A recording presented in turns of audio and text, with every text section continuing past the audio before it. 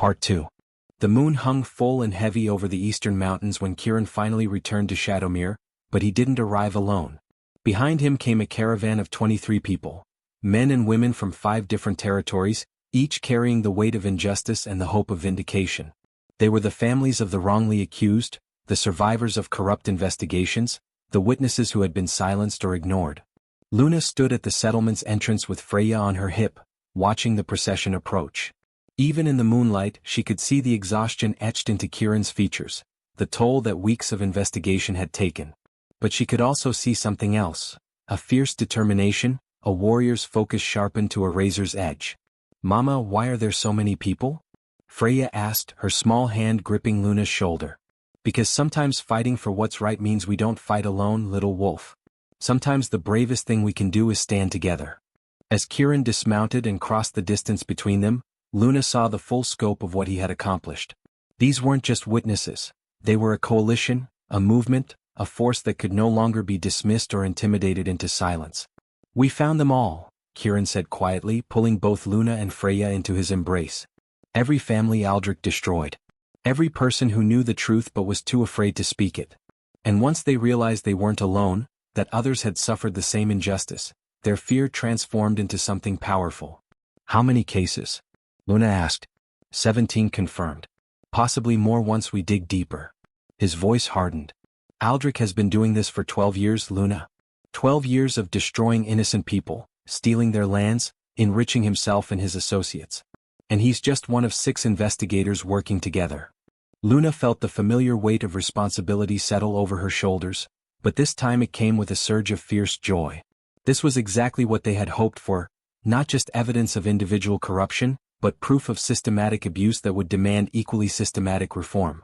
"We'll need space for everyone," she said, her mind already organizing logistics. "Food, shelter, medical care for those who need it.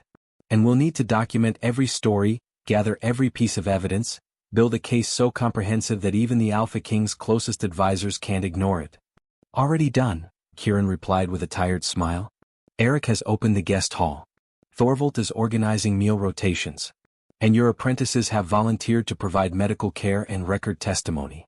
Luna's heart swelled with pride for her community. This was what Shadowmere had become, not just a place that had overcome its own darkness, but a beacon for others still trapped in theirs. Over the next 3 days, Luna and Kieran worked tirelessly to document every case, every piece of evidence, every witness testimony. The stories that emerged painted a chilling picture of corruption so systematic, so calculated, that it could only have been operating with protection from higher authorities. Aldrich and his associates hadn't just fabricated evidence. They had created an entire shadow system of justice that operated parallel to legitimate investigations. They targeted specific types of victims. Those with valuable lands or resources, those without powerful family connections to defend them, those whose disappearance would financially benefit specific individuals. But what made the conspiracy truly insidious was how they had hidden in plain sight. By solving real crimes alongside their fabricated ones, by maintaining reputations as effective investigators, they had built protective layers of credibility that made questioning their methods seem unreasonable. "It's brilliant in the worst possible way," Kieran observed one evening as they reviewed their compiled evidence. "They didn't just create lies, they wove those lies into a tapestry of legitimate work, making it almost impossible to separate truth from fiction." "Almost," Luna corrected, running her fingers across the detailed timeline they had constructed. "But not quite. Look at the pattern.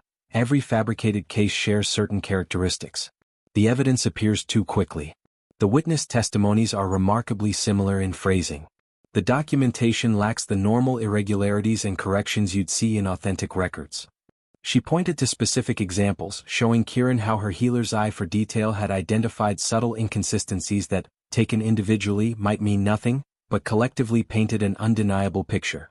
"You found their signature," Kieran breathed, understanding dawning. "Every forger has one, a pattern they unconsciously repeat. You've identified what makes their fabrications recognizable. Which means," Luna continued, "we can now examine every case these investigators have ever worked on and identify which ones are likely fraudulent. We're not just proving specific instances of corruption, we're providing a methodology for uncovering all of it." The implications were staggering.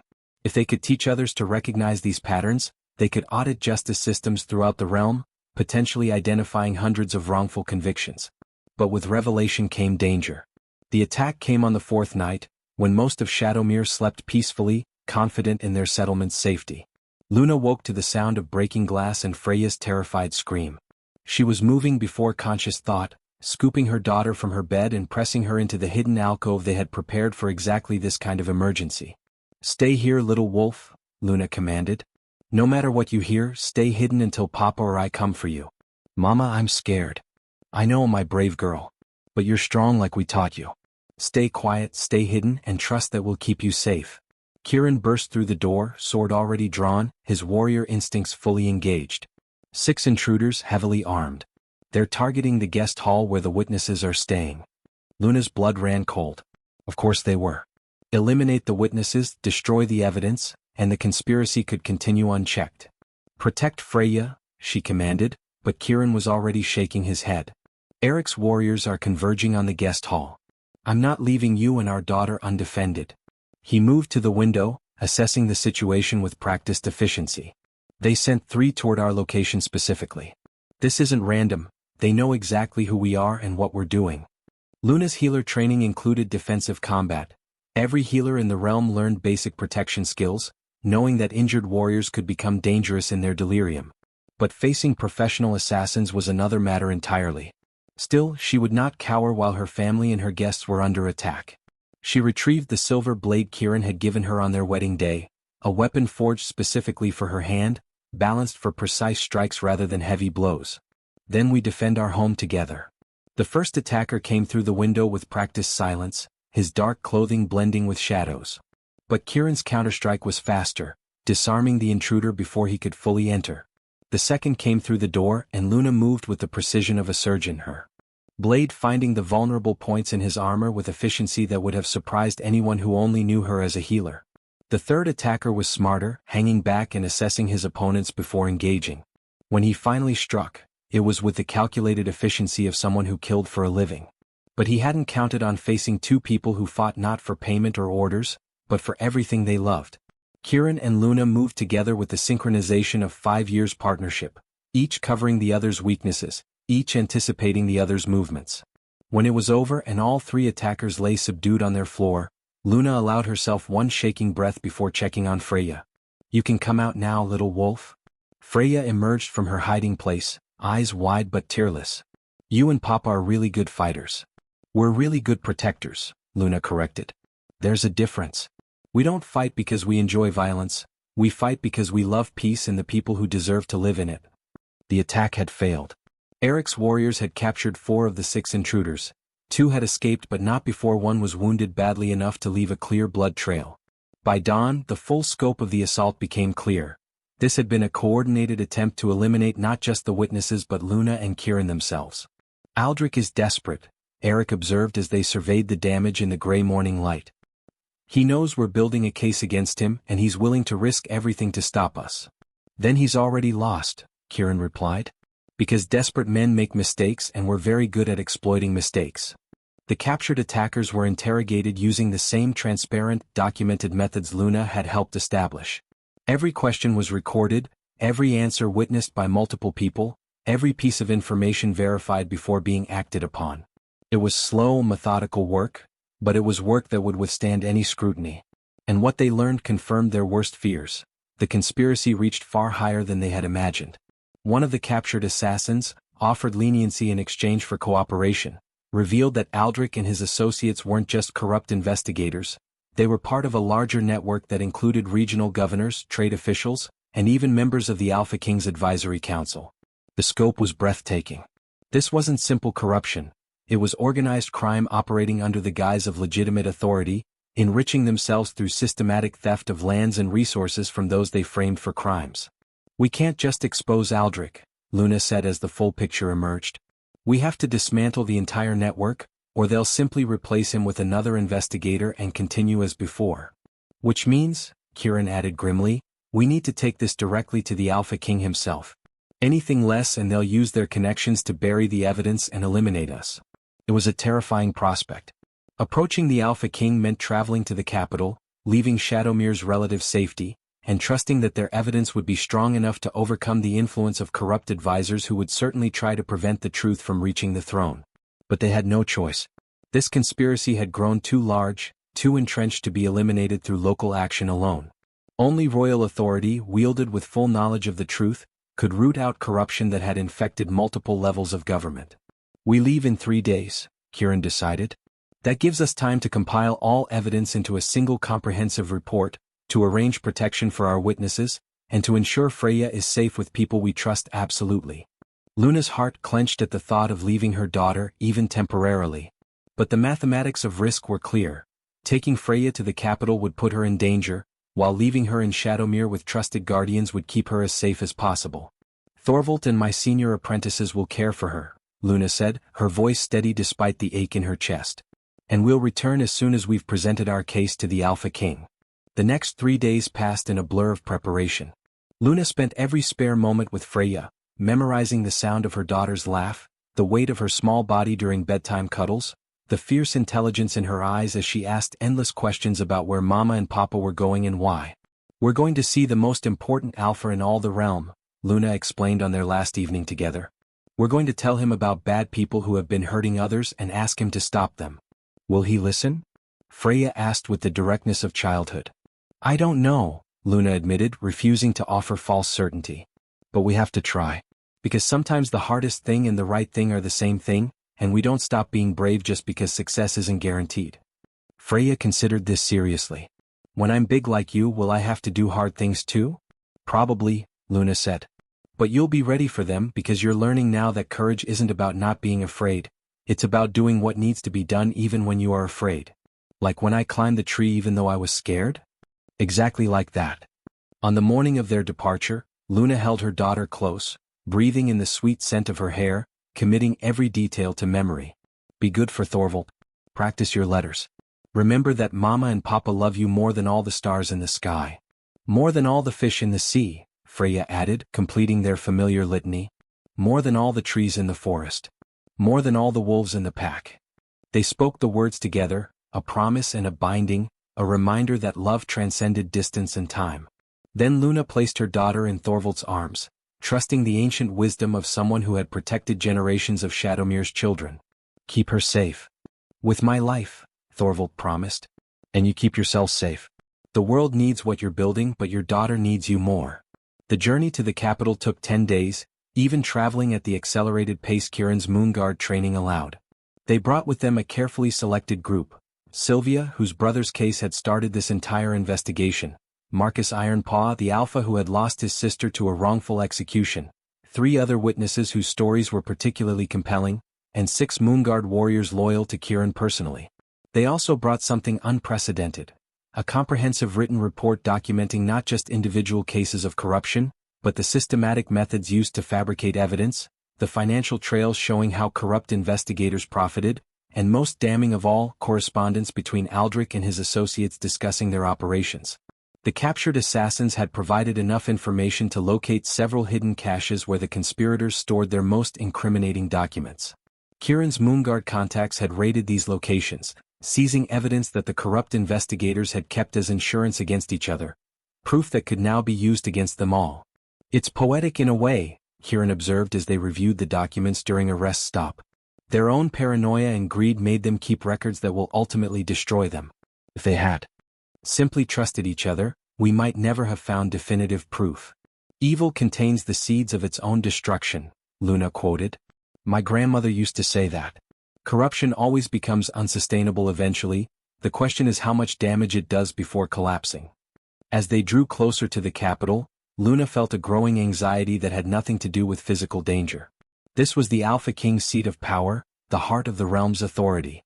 If their evidence wasn't sufficient, if the corrupt advisors convinced him to dismiss their claims, then they would have exhausted their options. There would be no higher authority to appeal to. What if he doesn't believe us? She asked Kieran during a quiet moment. What if his trust in his advisors is too strong to shake? Then we've done everything we could, Kieran replied. We'll have stood for truth, gathered evidence, given voice to the voiceless. Sometimes that's all we can do, plant seeds and trust that eventually they'll bear fruit. I want more than seeds, Luna said fiercely. I want justice. I want every wrongful conviction overturned, every corrupt official exposed, every family restored. I want transformation, not just acknowledgement. Kieran pulled her close, his embrace warming her against the evening chill. Then we fight for transformation. We present our case so compellingly, with such overwhelming evidence, that the Alpha King has no choice but to act decisively. We make staying the course more costly than implementing change. The capital city of Silver Peak spread before them on the 11th day of their journey, a massive settlement built into the mountainside, its buildings climbing the slopes in terraced layers. At the summit stood the Alpha King's palace, a structure of stone and timber that seemed to grow naturally from the mountain itself. Luna had never seen anything so magnificent or so intimidating. Somewhere in that palace, decisions were made that affected every pack in the realm. And somewhere in that palace, corrupt advisors were likely already preparing to counter their accusations. We request immediate audience with the Alpha King, Kieran declared to the palace guards, presenting his credentials as a captain of the Moonguard. On matters of urgent importance to the realm's security. The guards' eyes widened as they recognized the royal insignia on Kieran's blade and credentials. A captain of the Moonguard showing up unannounced with witnesses and evidence meant something serious was unfolding. "Wait here," one guard commanded before hurrying inside. They waited in the palace courtyard for 3 hours, long enough that Luna began to wonder if they were being deliberately delayed to give corrupt advisors time to prepare their defense. But finally, a royal steward appeared, his expression carefully neutral. "The Alpha King will see you," he announced. "But be warned, his council is in session and they will hear your claims as well. Whatever you have to say, you'll be saying it before the highest authorities in the realm." Luna and Kieran exchanged glances. This could work in their favor or against it. Having the full council present meant their evidence would reach many ears simultaneously, but it also meant the corrupt advisors would be there to immediately counter their accusations. "We're ready," Kieran said firmly. They were led through corridors of polished stone, past tapestries depicting the realm's history, through doors carved with symbols of authority and justice. Luna's heart hammered against her ribs, but she kept her spine straight and her expression composed. She had faced down Ragnar in front of an entire assembly while wearing the crown of winter thorns. She could face this council with equal courage. The throne room was vast, its ceiling soaring high above, natural stone mixed with careful craftsmanship.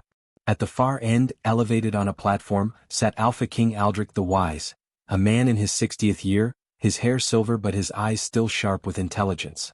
Around him, seated in a semicircle, were his 12 primary advisors, regional representatives, justice officials, trade ministers and military commanders.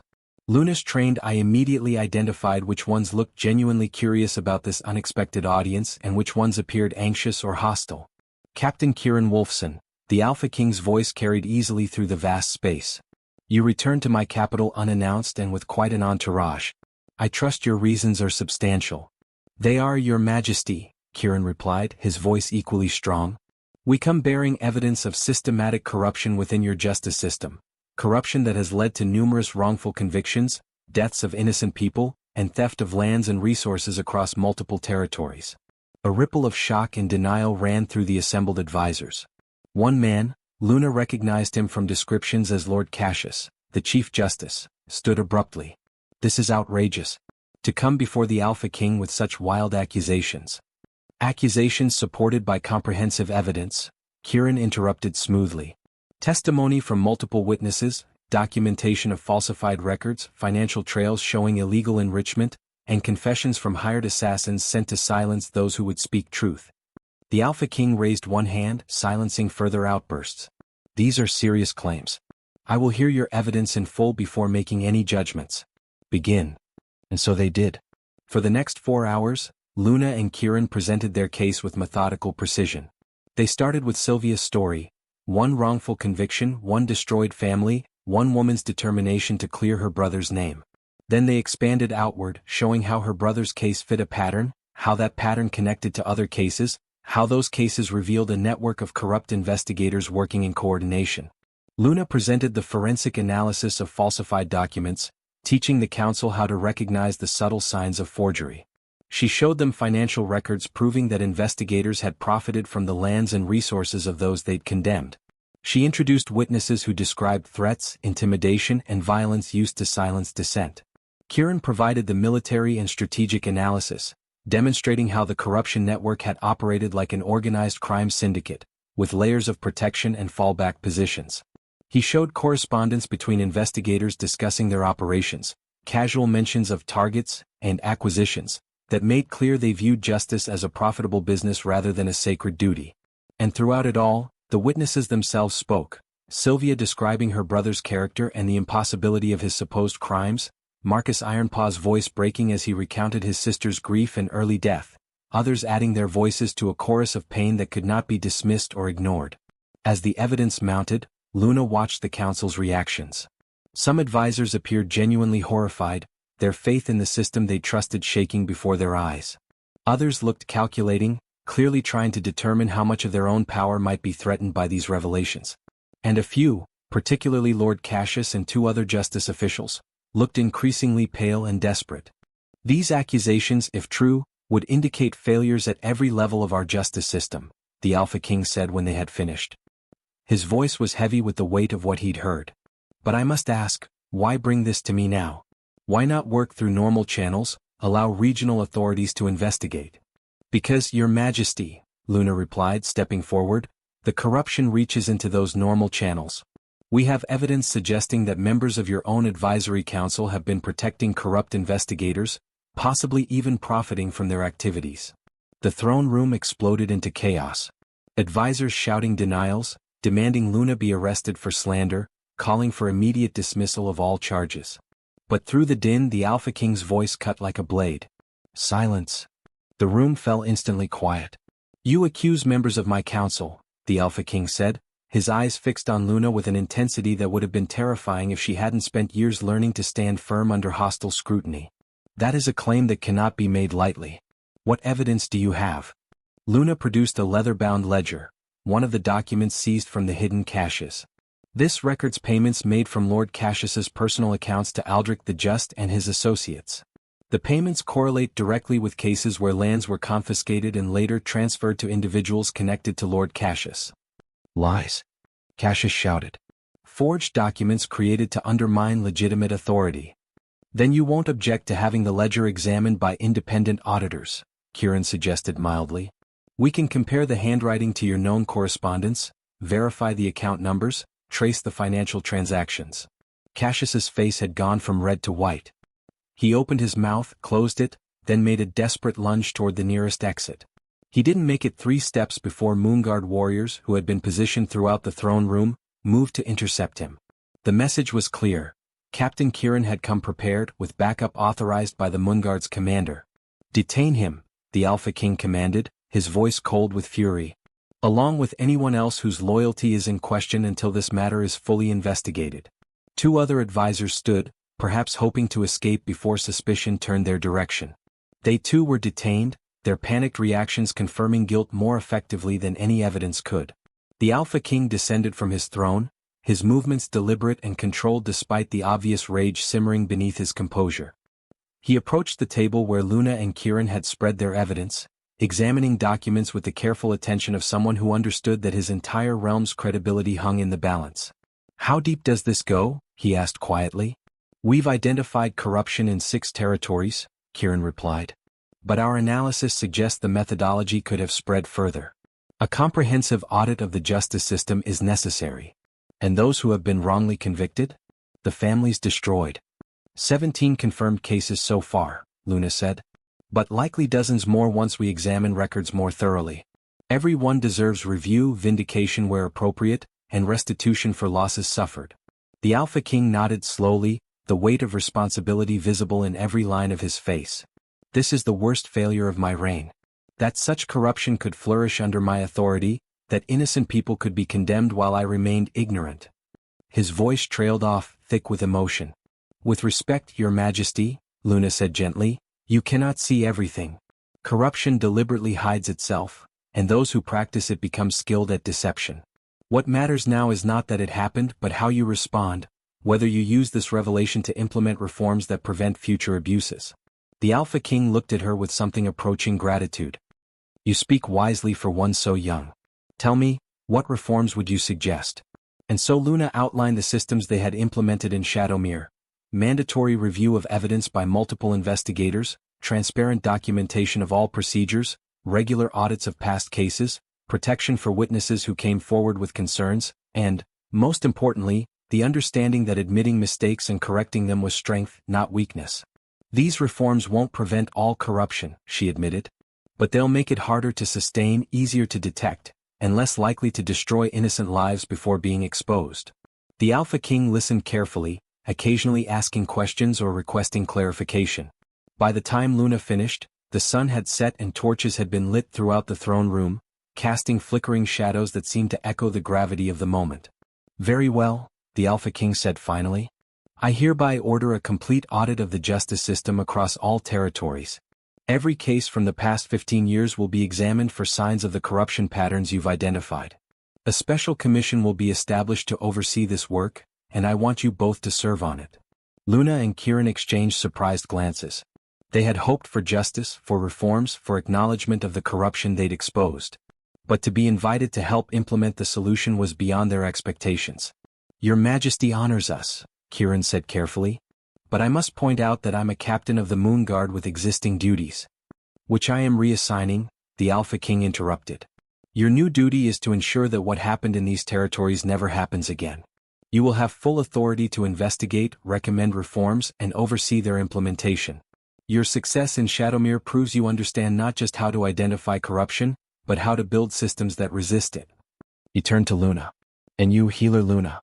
The Guild of Healers has requested you serve as their founding master healer. I am officially endorsing that appointment and expanding its scope. You will establish standards not just for healing practices, but for ethical conduct across all professions that serve justice. Healers, investigators, legal advocates, all of them. The scope of what he was offering staggered Luna. This was transformation on a scale she had barely dared imagine. The opportunity to rebuild the realm's approach to justice from the ground up. We accept, she said, her voice steady despite the enormity of the responsibility. With the understanding that real change takes time, requires resources, and will face resistance from those who benefit from current systems. You'll have whatever you need, the Alpha King promised. Resources, authority, protection. Because you're right, this is the most important work my reign will undertake. Not military conquest or economic expansion, but ensuring that justice is actually just, that authority is actually accountable, that power serves the people rather than exploiting them. He paused, then added with unexpected vulnerability, and I need people I can trust absolutely to tell me the truth, even when it's uncomfortable. Especially when it's uncomfortable. Will you be those people? Luna thought of Freya waiting for them in Shadowmere. She thought of all the work that still needed to be done, all the families still seeking vindication, all the systems still requiring reform. She thought of the life she had imagined, quietly practicing healing in her home territory, raising her daughter in peace, living simply and safely. Then she thought of Sylvia's face when they had promised to help clear her brother's name. She thought of Marcus Ironpaw's tears as he spoke of his sister. She thought of all the unnamed victims whose stories were still buried, waiting to be heard. We will, she said. For as long as it takes, however hard it becomes, we will tell you truth and fight for justice. The Alpha King extended his hand, not as monarch to subject, but as one person to another, sealing a partnership that would reshape the realm. Then let us begin, he said. The work ahead is monumental, but I believe we've found the right people to undertake it. As they were escorted to guest quarters for the night, Luna leaned against Kieran, exhaustion finally catching up with her. We did it, she murmured. We actually did it. We started it, Kieran corrected gently. The real work begins tomorrow. He was right, of course. Exposing corruption was only the first step.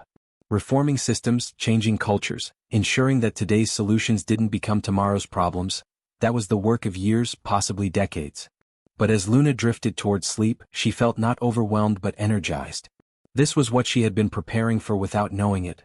Every lesson learned during her own persecution, every system she had helped build in Shadowmere, every witness she had comforted and empowered. It had all been leading to this moment, this opportunity to transform not just her own life or her own community, but the entire realm's approach to justice and truth. The journey from that lonely seat in Shadowmere's great hall to this guest room in the Alpha King's palace had been long and painful. But every step had been necessary, every struggle had taught essential lessons, every moment of darkness had prepared her for this work of bringing light. And tomorrow, when the real work began, she would be ready. They both would. Together. The chambers assigned to Luna and Kieran in the Alpha King's palace were luxurious beyond anything in Shadowmere: thick carpets that swallowed sound, tapestries depicting ancient heroes, windows overlooking the capital's glittering expanse. But Luna found herself unable to appreciate the beauty, her mind racing through everything that needed to be done. She stood at the window in the pre-dawn darkness, watching Silver Peak slowly wake. Somewhere out there, in territory she'd never visited, where families like hers had been crushed under false accusations, grieving losses that should never have happened, believing themselves alone in their suffering. "You're thinking too loud," Kieran's voice came from behind her, rough with sleep but tinged with affection. "I can hear your thoughts from across the room." Luna turned to find him propped on one elbow, his hair disheveled but his eyes alert. 5 years of marriage had taught him to recognize when her mind was building something. A plan, a system, a vision too large to contain. "I'm thinking about structure," she admitted, moving back to sit on the edge of their bed. "The Alpha King gave us authority to reform the entire justice system, but authority without structure is just chaos with permission. We need a framework, something comprehensive enough to address all the problems we've identified, but flexible enough to adapt to different territories and circumstances." Kieran sat up fully, his strategic mind engaging with the puzzle. "Start with what we know works." Shadowmere systems didn't emerge fully formed. They evolved through trial and error, through adapting general principles to specific needs. "Right." Luna began pacing, her hands moving as she thought aloud. "So we don't impose a rigid structure.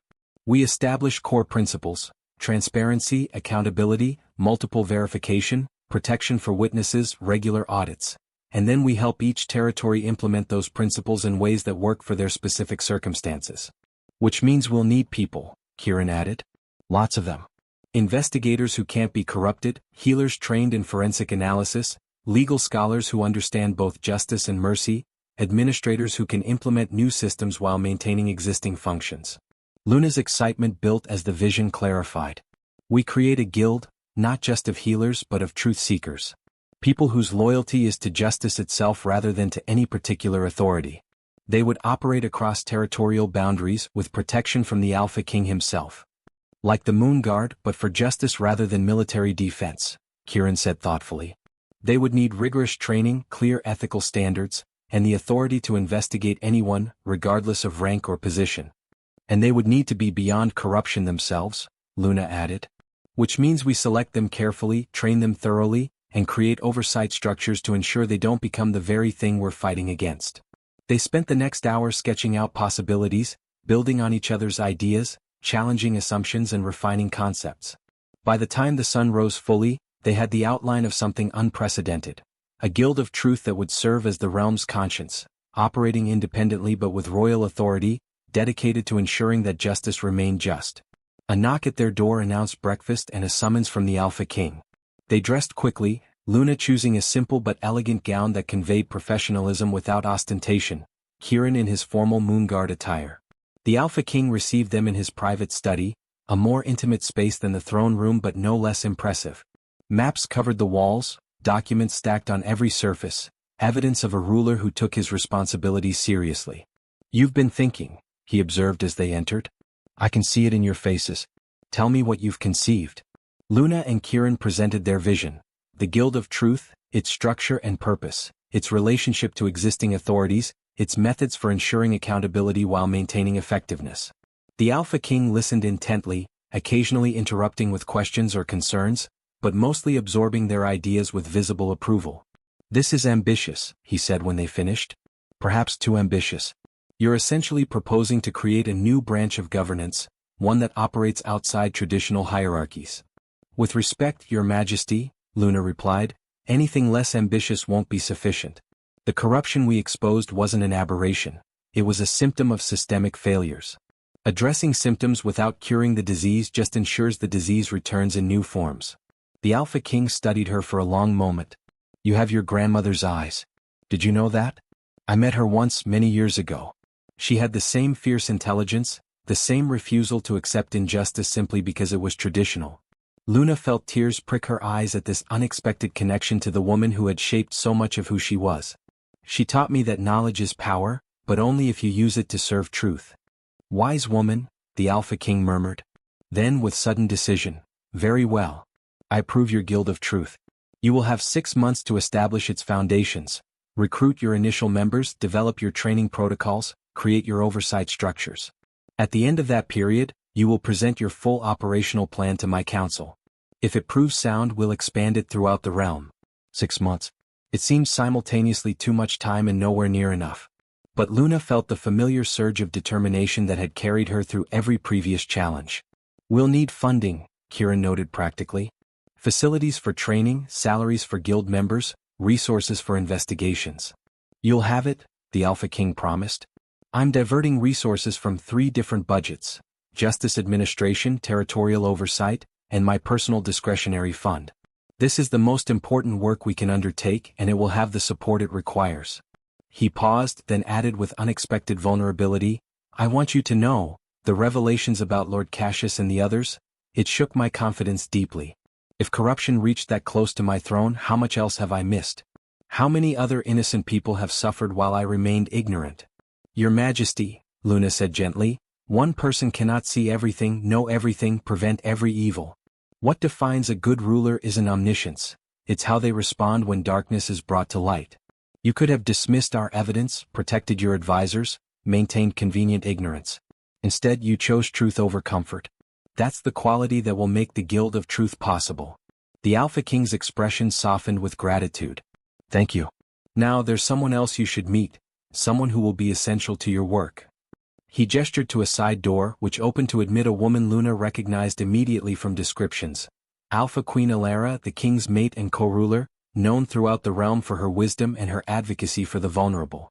I've been listening to everything, Elara said without preamble, her voice carrying the musical quality of someone whose wolf form sang rather than howled. And I want to offer my support, not just royal endorsement but active participation. What you're building will affect everyone in the realm, but especially those with the least power. I want to ensure their voices are heard in this process. Luna felt her respect for the royal couple deepen. Many rulers surrounded themselves with people who told them what they wanted to hear. But the Alpha King and Queen actively sought uncomfortable truths, even when those truths revealed their own failures. Your involvement would be invaluable, Your Majesty, Luna said. Particularly in helping us reach communities that might not trust official authority, even reformed authority. If people see that you genuinely care about their experiences and their input, it will make our work exponentially easier. They spent the rest of the morning in detailed planning. Alpha Queen Elara proved to be not just a figurehead but a strategic thinker with deep understanding of how power operated and how to navigate complex political landscapes. She identified potential obstacles Luna and Kieran hadn't considered, suggested allies they might recruit, and offered insights into how to frame their work in ways that would gain support rather than resistance. You'll face opposition, she warned. Not just from those who profit from corruption, but from good people who genuinely believe that questioning authority leads to chaos. They'll argue that your guild undermines stability, that it creates more problems than it solves. How do we counter that? Kieran asked. By being so effective, so transparent, so clearly beneficial that the results speak for themselves, Elara replied. Start with the cases you've already identified, the wrongful convictions you can prove beyond any doubt. Vindicate those victims publicly, restore what was stolen, demonstrate that justice corrected is better than injustice maintained. Once people see what's possible, resistance will diminish. It was practical wisdom that Luna immediately recognized as essential. They couldn't just theorize about better systems, they had to prove those systems worked, and prove it in ways that ordinary people could see and understand. By midday they had a preliminary plan. Luna would oversee the development of training protocols and ethical standards, drawing on her experience as a healer and her understanding of how to identify falsified evidence. Kieran would handle recruitment and organizational structure, using his Moonguard connections to identify potential guild members whose integrity was unquestionable. Alpha Queen Elara would serve as their liaison to affected communities, ensuring that reforms addressed actual needs rather than theoretical problems.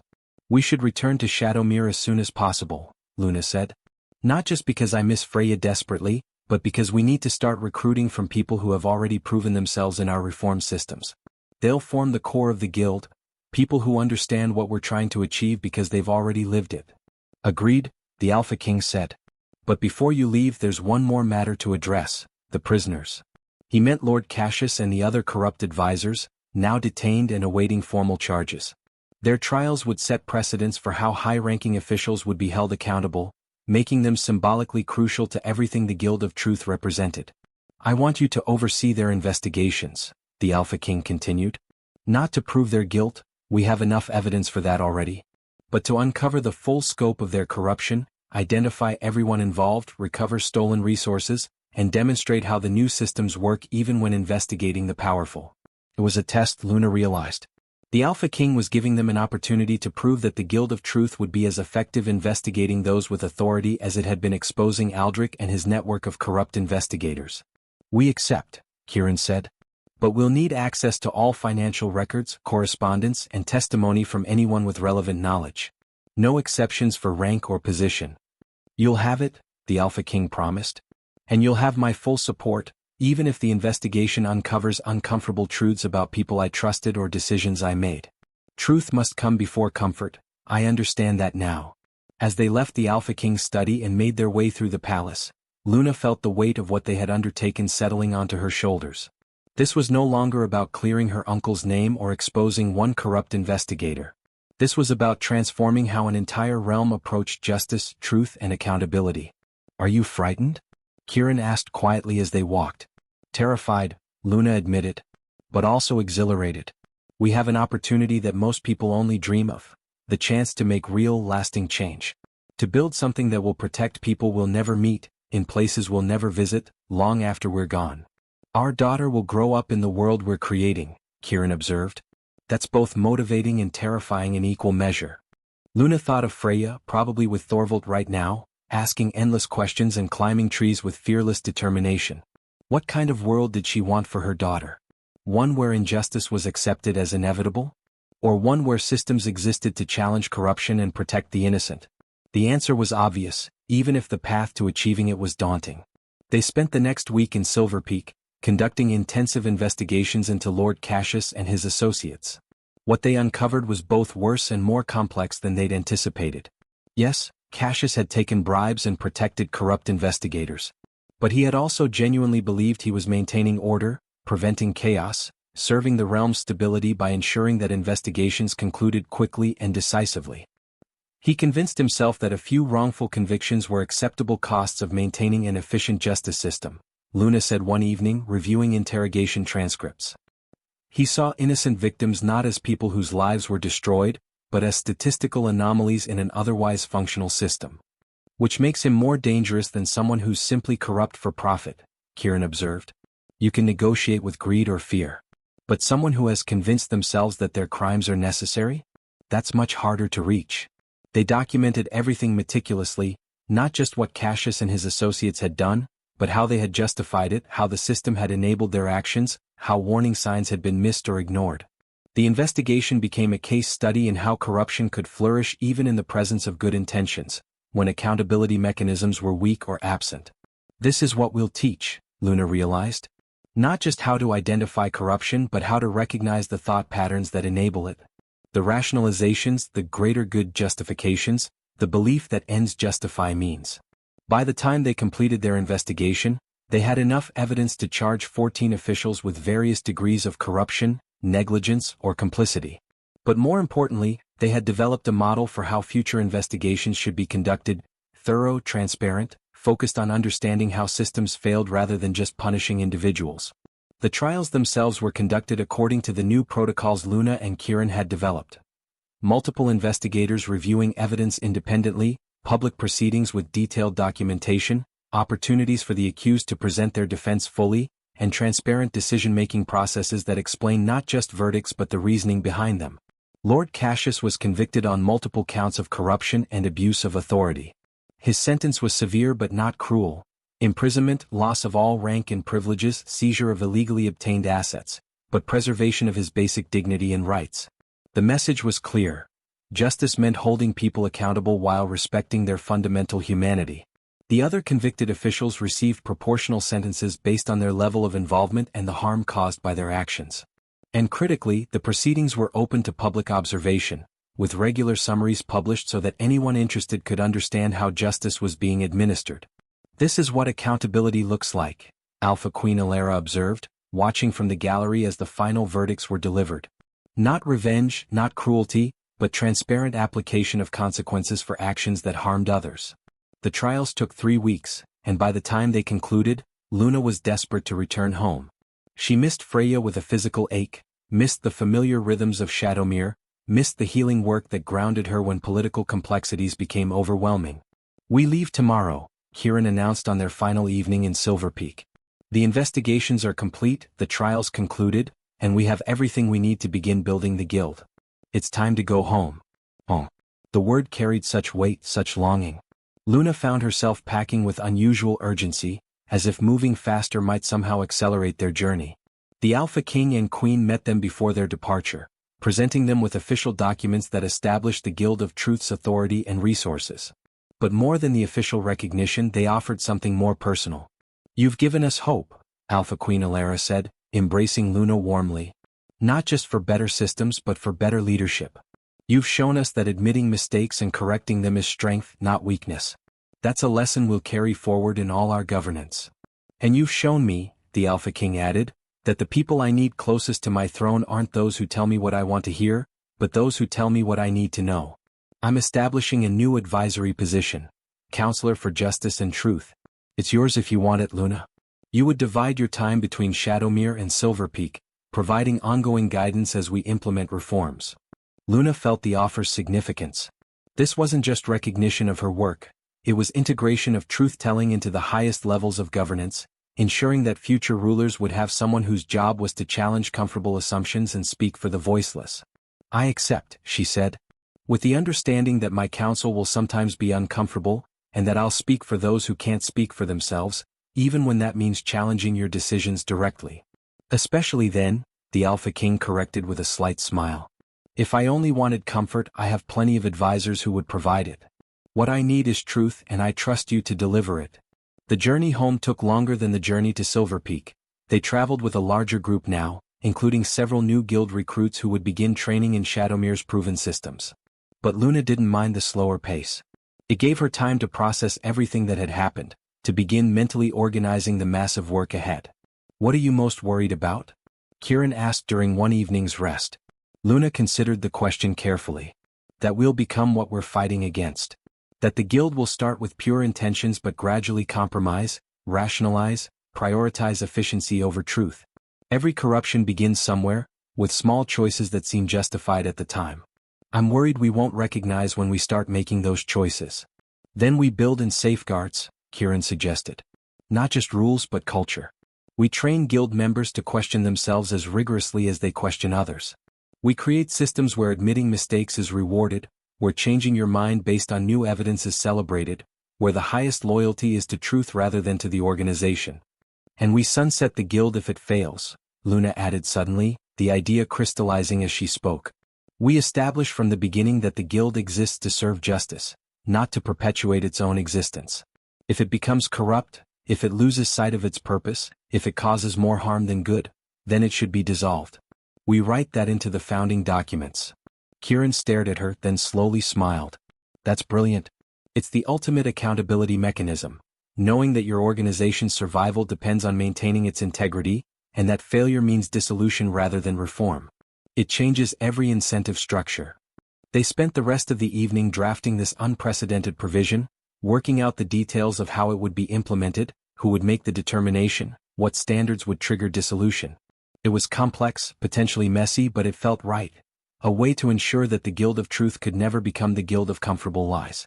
When Shadowmere finally came into view on the 13th day of their return journey, Luna felt tears spring to her eyes. The settlement looked exactly as they'd left it.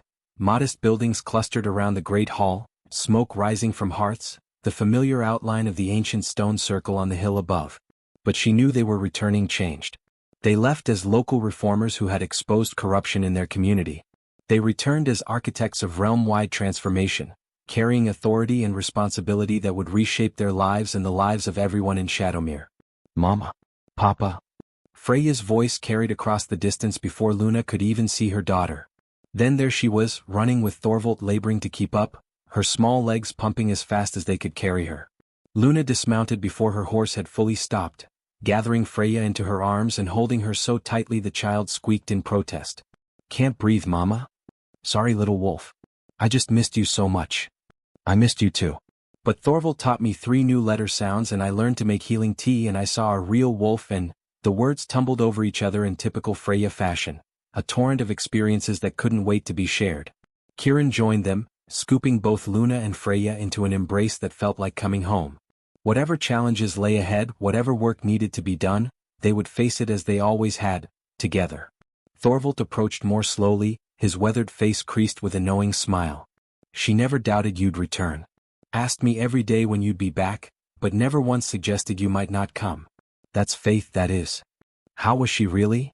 Luna asked quietly, needing the truth beneath the reassurance. Brave as her parents, Thorvald replied. Missed you terribly, especially at night. But she understood, in her own way, that you were doing important work. Made me promise to tell her stories every night about how Mama and Papa were making the world safer for all the children. Luna felt her heart crack and heal simultaneously. Her daughter had paid a price for their commitment to justice. Weeks without her parents, bedtimes without their familiar rituals, the ordinary loneliness of a child whose family was away. But she had also gained something valuable, the knowledge that important work sometimes required sacrifice, and that love endured even across distance. Come, Thorvald said, gesturing toward the settlement. The whole pack has been preparing for your return. There's a feast waiting and people eager to hear what happened in the capital. That evening Luna and Kieran stood before a packed great hall, the same hall where Luna had once sat alone and forgotten, now filled with people who looked at her with respect, trust, and genuine affection. They told the story of their journey, the investigation, the trials, and the establishment of the Guild of Truth. What this means, Luna explained, is that Shadowmere becomes even more important than it already was. We'll be the training ground for Guild members, the model other territories look to, the proof that these systems work. Some of you will be invited to join the Guild yourselves, to take what you've learned here and help implement it throughout the realm. She saw mixed reactions in the crowd, pride certainly but also anxiety. Being a model meant scrutiny, responsibility, the pressure of knowing others were watching and learning from your example. I know this is a lot to ask, Luna continued. You've already done so much, transformed this community in ways that ripple outward. But I believe we're ready for this next chapter. We've proven that change is possible. Now we need to show that it's sustainable, scalable, and stronger than the forces that resist it. Eric Goldmane stood from his place at the high table. What Shadowmere accomplished wasn't easy. It required us all to examine our own actions, admit past mistakes, commit to doing better. But it also made us stronger, not just as individuals but as a community. If we can help other territories experience that same transformation, then we should. Others voiced agreement, adding their support to this new phase of work. Not everyone was enthusiastic. Change was exhausting and some people just wanted to enjoy the peace they'd worked so hard to achieve. But enough people committed to the Guild's work that Luna felt confident they could deliver on their promise. After the formal gathering concluded, Luna found herself surrounded by well-wishers, questions, and requests. People wanted to know details about the capital, about the Alpha King, about what it was like to investigate such powerful officials. Others asked about joining the Guild, about training requirements, about what this would mean for their own lives and careers. Through it all, Kieran stayed close, his presence a steady anchor in the swirl of attention and expectation. And Freya refused to be separated from her mother, clinging to Luna's skirts with determination that made clear she'd had enough separation and wasn't allowing any more. Finally, mercifully, Thorvald intervened. Enough for tonight. Our heroes have traveled far and accomplished much. Let them rest, spend time with their daughter, remember what they're fighting for. Tomorrow is soon enough for detailed planning. The crowd dispersed with good-natured acceptance, leaving Luna, Kieran, and Freya to make their way to their own home, expanded and improved during their absence by a community that had wanted to show their appreciation. Look, Mama! Freya exclaimed as they entered. They made me my own room, with a window that looks at the stone circle. The addition was beautiful, craftsman work that spoke of care and consideration. But what touched Luna most was the small detail she noticed in Freya's room, a carved wooden box on the bedside table filled with messages from community members. Notes written during Luna and Kieran's absence, telling Freya stories about her parents, explaining why their work was important, assuring her that she was loved and watched over even when Mama and Papa were far away. They did this? Luna asked, her voice thick with emotion. Every night, Thorvald confirmed, appearing in the doorway. Different people would come, bring food, tell stories, leave notes.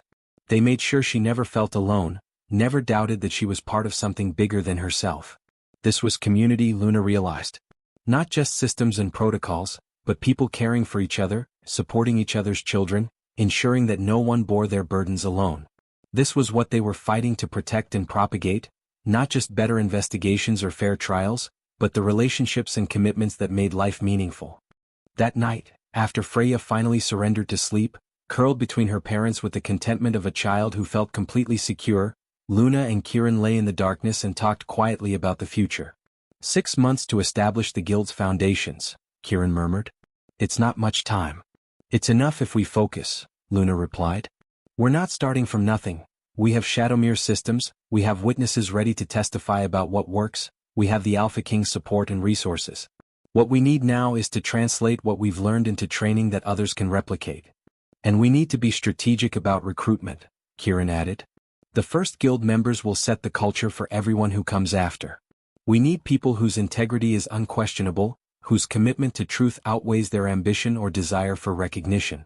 People like us were 5 years ago, Luna said softly. Broken, desperate, with nothing left to lose except our commitment to what's right. Those are the people who'll build something that lasts, not the ones seeking glory or power, but the ones who've suffered injustice and emerged determined that others won't have to endure the same. They talked long into the night, planning and dreaming, sometimes worrying but mostly hoping. The work ahead was daunting, but they had each other, they had their daughter, they had a community that believed in what they were building. And they had learned the most important lesson of all. That transformation wasn't a single dramatic moment but a series of small, persistent choices. Choose truth over comfort. Choose justice over convenience. Choose accountability over authority. Make those choices consistently, day after day, and eventually the world changes. Not quickly.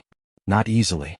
But inexorably, like spring following winter, light following darkness, hope following despair. Luna fell asleep that night with Freya's warm weight against her side and Kieran's steady breathing in her ear, feeling profoundly grateful for the journey that had brought her here. From that lonely seat in the great hall to this moment of peace and purpose, every step had been necessary, every struggle had taught essential lessons, every moment of darkness had prepared her for the work of bringing light. The Guild of Truth would be built. Systems would be reformed. Justice would be reimagined throughout the realm. But tonight, she was simply a mother holding her daughter, a wife beside her husband, a woman who had found her way home after being lost in darkness for so long.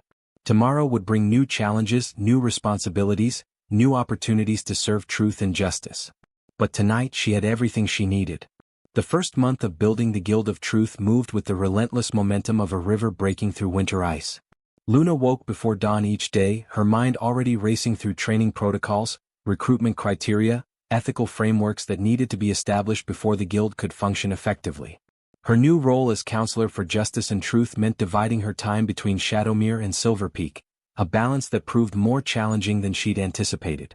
Every journey to the capital meant leaving Freya, every return home meant catching up on work that had accumulated in her absence.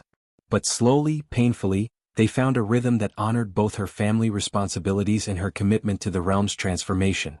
Kieran took primary responsibility for recruitment, traveling to territories throughout the realm to identify potential guild members. He looked for specific qualities, people who had experienced injustice personally, who understood both the pain it caused and the courage required to challenge it. People whose integrity had been tested and proven. People who could be trusted with power because they understood its capacity for harm. The candidates who arrived in Shadowmere for training were diverse in background but unified in purpose. There was Marcus, a former investigator who had resigned his position rather than participate in corrupt practices, now seeking a way to serve justice honestly. Sylvia, whose brother's wrongful execution had started this entire transformation, determined to prevent other families from suffering similar losses. Thorn, a legal scholar who had spent years documenting systemic failures, finally given an opportunity to build solutions rather than just catalog problems.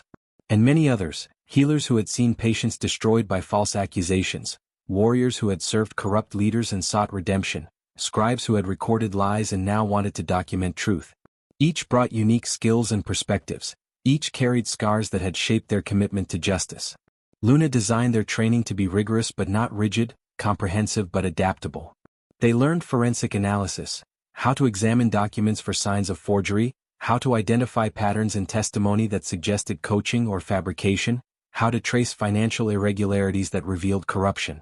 They studied psychology and human behavior, learning to recognize the rationalizations and thought patterns that enabled unethical conduct.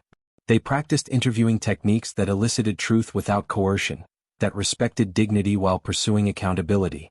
But more than technical skills, Luna focused on cultivating wisdom and humility. She taught them to question their own assumptions as rigorously as they questioned others' claims. She created exercises where they had to defend positions they disagreed with, forcing them to understand complexity and resist simplistic judgments. She told them stories, both her own and those of others who had suffered injustice, to ensure they never forgot the human cost of systemic failures. The moment you start seeing people as cases rather than individuals, she warned during one training session, is the moment you begin the descent into the corruption we're fighting against. Every investigation involves real people with real lives, real families who will be affected by your conclusions. That weight should never become comfortable. The trainees absorbed her lessons with varying degrees of ease. Some, like Marcus, already understood the nuances of ethical investigation and simply needed frameworks to apply their instincts. Others, particularly younger recruits who had never experienced significant hardship, struggled to grasp why certain procedures that seemed inefficient were actually essential protections. "This is taking too long," one young recruit complained during a mock investigation exercise. "We know who's guilty. Why do we need to verify every piece of evidence independently? It wastes time that could be spent solving other cases." Luna felt the familiar frustration of someone trying to teach a lesson that could only truly be learned through experience. But she tried anyway. "Come with me," she said, leading the recruit, a young man named Aldrich, ironically sharing the name of the corrupt investigator whose exposure had precipitated all these reforms, to the settlement's memorial garden. The garden had been established 6 months ago, a quiet space where stones bore the names of those wrongly convicted throughout the realm. Brennan Frost's stone was among the first placed, but dozens had been added since, each representing a life destroyed by rushed investigations and convenient conclusions. "Read these names," Luna instructed. "These are the people who died or suffered because someone who probably believed themselves to be a good person serving justice, decided that efficiency mattered more than accuracy. They knew who was guilty. They didn't think verification was necessary. And they were wrong." Young Aldrich walked slowly through the garden, his expression shifting from defensive irritation to growing horror as the scale of past failures became tangible. When he reached Brennan's stone and read the inscription, "Brennan Frost, falsely accused, wrongly executed, never forgotten," he stopped completely. "This is your uncle," he said quietly. "Yes. A man I loved, who raised me after my parents died, who taught me that honor mattered more than wealth or status. He died believing he had failed his family, believing his niece would forever carry the shame of his supposed crimes. And he died because someone like you, someone who knew they were right, didn't think proper verification was necessary." The young man's face crumpled. "I'm sorry. I never thought about it that way." "Most people don't," Luna said, her voice gentler now. "That's why we have protocols, procedures, safeguards that seem redundant until you understand what happens when they're absent. Every rule we teach you exists because its absence destroyed someone's life. Remember that when you're tempted to cut corners for efficiency." Young Aldrich became one of their most dedicated students after that day, his earlier arrogance transformed into genuine commitment to getting things right rather than getting things done quickly. As the training progressed, Luna began to see the guild taking shape, not just as an organization but as a culture, a community bound by shared values and mutual accountability.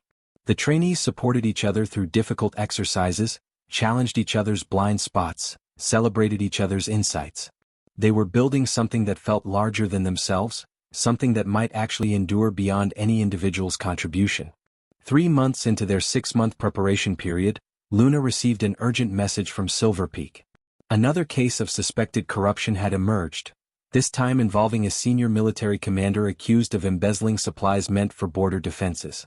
The Alpha King wanted the guild's first official investigation to address this case, using it to demonstrate how the new systems would operate. "It's a test," Kieran observed as they reviewed the initial reports. "And a challenge. Military corruption is different from judicial corruption. It involves chain of command issues, questions of loyalty versus honesty, concerns about undermining morale and discipline. Which makes it exactly the kind of complex case we need to prove the guild can handle," Luna replied. She called together the senior trainees, those who had progressed farthest in their studies, and presented them with the situation. "This is your first real investigation," she announced. "Not an exercise, not a simulation, but an actual case where your conclusions will have consequences for real people. Marcus, you'll lead the investigation team. Sylvia, you'll handle witness interviews. Thorn, you'll examine the financial documentation. I'll supervise and advise, but the investigation is yours to conduct. She saw excitement mixed with anxiety in their faces. This was the moment they'd been preparing for, but preparation was different from execution. Theory was safe, practice carried real risks.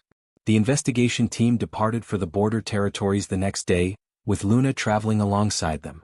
Kieran remained in Shadowmere to continue training the newer recruits, and to care for Freya, a reversal of their usual division of labor that felt strange but necessary. The military garrison was located in harsh territory, where rocky hills met dense forest and the border with occasionally hostile neighboring packs required constant vigilance. The commander in question, a man named General Thorin Ironback, was respected by his troops but had made enemies among civilian administrators who questioned his accounting methods.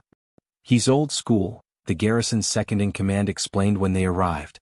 Believes in taking care of his soldiers first, worrying about paperwork second.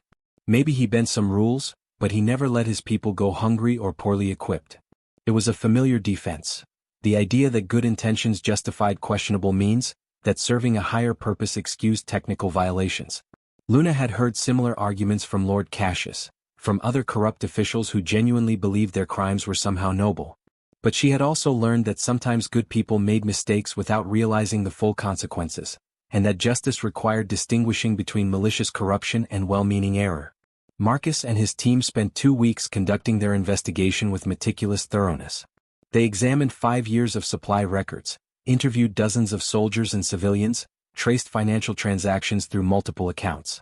They worked long days and often sleepless nights, driven by the knowledge that this first official investigation would set precedents for everything that followed. What they discovered was complex, neither simple corruption nor complete innocence but something more nuanced. General Thorin had indeed redirected supplies, but not for personal enrichment. He had been supplementing insufficient allocations from Central Command, using creative accounting to ensure his troops had adequate food, weapons, and equipment. Some of his methods were technically illegal, involving trading military supplies to civilian merchants for goods the garrison needed. He was stealing, young Aldrich observed during one team meeting, even if he wasn't keeping anything for himself. Was he? Thorn challenged. Or was he fulfilling his duty to keep his soldiers supplied when the official channels failed? Where's the line between corruption and resourcefulness? The line is the law, Sylvia argued. If we excuse violations because we agree with the motives, we're just creating different standards for people we like versus people we don't. Luna listened to her students debate, proud of their willingness to grapple with complexity rather than rushing to judgment. This was exactly the kind of nuanced thinking the guild needed to cultivate. You're all partially right, she finally said. General Thorin broke rules, which is a problem regardless of his intentions. But the rules he broke existed for good reasons, to prevent exactly the kind of embezzlement we're supposedly investigating. The question isn't just what he did, but why the official supply chain was so inadequate that he felt compelled to circumvent it. Marcus nodded slowly. So our investigation needs to address both issues, the general's actions and the systemic failures that created conditions where those actions seemed necessary. Exactly. Justice isn't just about punishing wrongdoing. It's about understanding why wrongdoing occurred and addressing root causes so it doesn't happen again. They spent another week expanding their investigation beyond the general himself, examining the supply chain from origin to delivery. What they found was disturbing: layers of bureaucratic inefficiency, civilian contractors taking advantage of remote locations to deliver substandard goods at inflated prices, and administrative officials more concerned with documentation than with ensuring troops had what they needed. General Thorin's corruption had been a response to systemic failures, not a justification for his actions, but context that mattered for understanding both what happened and how to prevent future occurrences. The investigation's final report was comprehensive, balanced, and unprecedented in its approach. It documented the general's rule violations clearly but also explained the circumstances that had prompted them. It recommended consequences for his actions but also recommended reforms to the supply system itself. Most importantly, it distinguished between malicious corruption and well-meaning error, treating the general with dignity while still holding him accountable. When they presented their findings to the Alpha King and his military commanders, the response was initially mixed. Some officials wanted harsher punishment for the general, seeing leniency as weakness. Others wanted to excuse his actions entirely, seeing them as heroic improvisation rather than rule violations. But Luna stood firm. Justice requires balance. General Thorin broke rules that exist for important reasons, and there must be consequences for that. But destroying a good officer for trying to care for his troops when the system failed him would be its own injustice. The appropriate response is proportional consequences. Demotion, supervision, restitution, combined with reforms that address why he felt compelled to act as he did. The Alpha King studied the report carefully, then looked up with approval. This is exactly the kind of investigation I had hoped for, thorough, balanced, focused on understanding rather than just punishing. General Thorin will accept demotion and work under supervision to rebuild trust. And the supply system will be reformed according to your recommendations. He turned to Marcus and the investigation team. You've proven that the Guild of Truth can handle complex cases with wisdom and fairness. Well done. The journey back to Shadowmere felt different from the outward journey. Luna's team carried themselves with new confidence, having proven, to themselves as much as to others, that they could conduct real investigations to high standards. They had faced complexity without retreating to simplistic judgments, had balanced accountability with compassion, had sought understanding alongside justice. We did it, Sylvia said quietly as Shadowmere came into view. We actually did it. You did, Luna corrected. I supervised, but the investigation was yours. And you conducted it brilliantly. When they arrived, Freya came running with her usual enthusiasm, but this time she wasn't alone. Kieran followed with news that several more territories had requested guild assistance with investigations, having heard about the careful, balanced approach demonstrated in the military supply case. We're becoming real, he said that evening as they reviewed the requests. Not just a theoretical reform, but an actual functioning organization that people trust to pursue truth fairly. Luna felt the weight of it, the responsibility, the expectations, the knowledge that failures now would harm not just their reputation but the very concept of accountable justice. But she also felt pride and hope. They were building something that worked, something that could be replicated, something that might actually create lasting change. The remaining 3 months before their presentation to the Alpha King's Council flew past in a blur of training, investigations, and organizational development. More recruits arrived, attracted by the guild's growing reputation. More cases were referred to them, each one an opportunity to demonstrate their methods and refine their procedures. Luna established a review system where every investigation was examined by peers who hadn't been involved, looking for oversights, biases, or methodological problems. It was time-consuming and sometimes frustrating when reviewers identified issues that required additional work. But it also built accountability into the guild's very structure, ensuring that no single investigator or team could hide mistakes or misconduct. She also created what she called the Conscience Council, a rotating group of 3 guild members whose job was to challenge investigations from an ethical perspective. They asked uncomfortable questions. Are we treating all parties with equal dignity? Are we letting our assumptions bias our conclusions? Are we pursuing truth or confirming what we already believe? Are we considering the impact on vulnerable people affected by our findings? Some investigators found the Conscience Council annoying, an extra layer of scrutiny that slowed their work. But Luna insisted it was essential. The greatest threat to justice isn't malicious corruption, she told her team. It's well-meaning people who gradually compromise their principles without noticing. The Conscience Council exists to catch those small compromises before they become large ones. As the 6-month deadline approached, Luna compiled everything they had learned into a comprehensive operational plan. It covered recruitment and training, investigation methodology and oversight, ethical guidelines and accountability mechanisms, relationship to existing authorities and protection for whistleblowers. It was a massive document, the product of thousands of hours of work by dozens of people, representing nothing less than a reimagining of how justice could be pursued.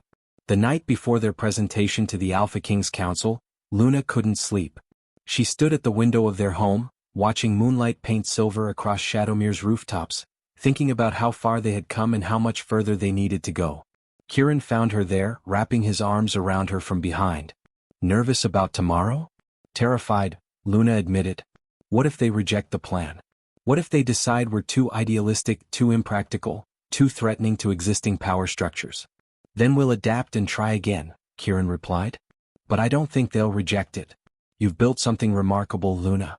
Not just procedures and protocols, but a culture of integrity and wisdom. That's not easy to dismiss. I keep thinking about all the people counting on us, Luna said quietly. Every family still seeking vindication for wrongful convictions, every community suffering under corrupt officials, every person who hopes that justice might actually be just. If we fail them.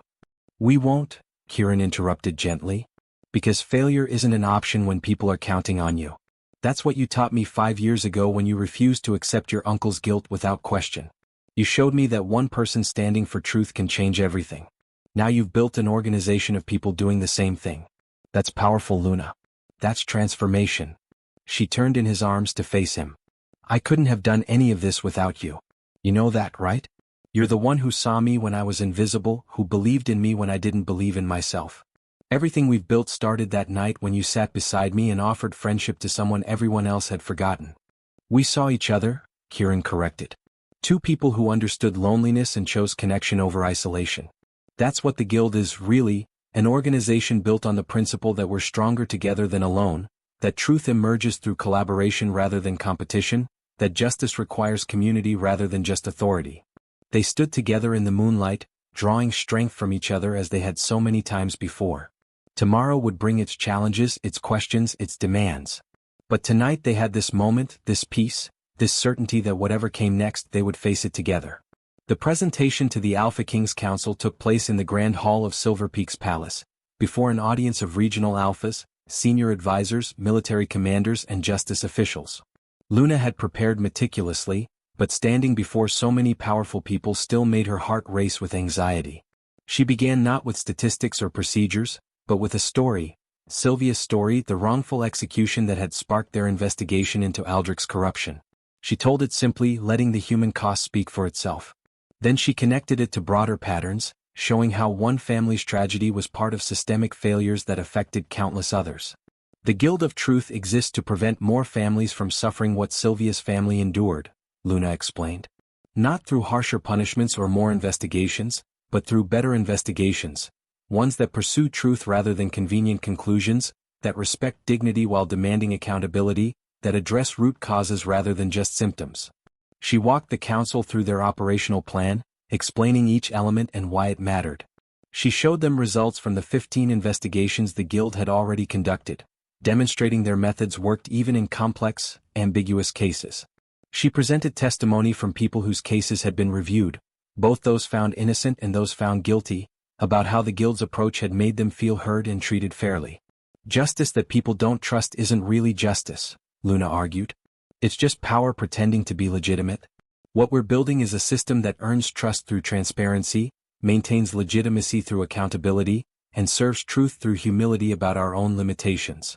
She spoke for 2 hours, fielding questions and addressing concerns.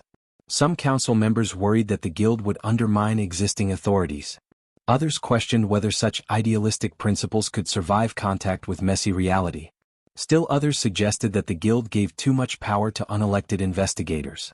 Luna answered each concern directly, neither dismissing the questions nor compromising on core principles. Yes, the Guild would sometimes challenge existing authorities, that was its job. Yes, idealistic principles required constant effort to maintain, that's why they had built-in accountability mechanisms.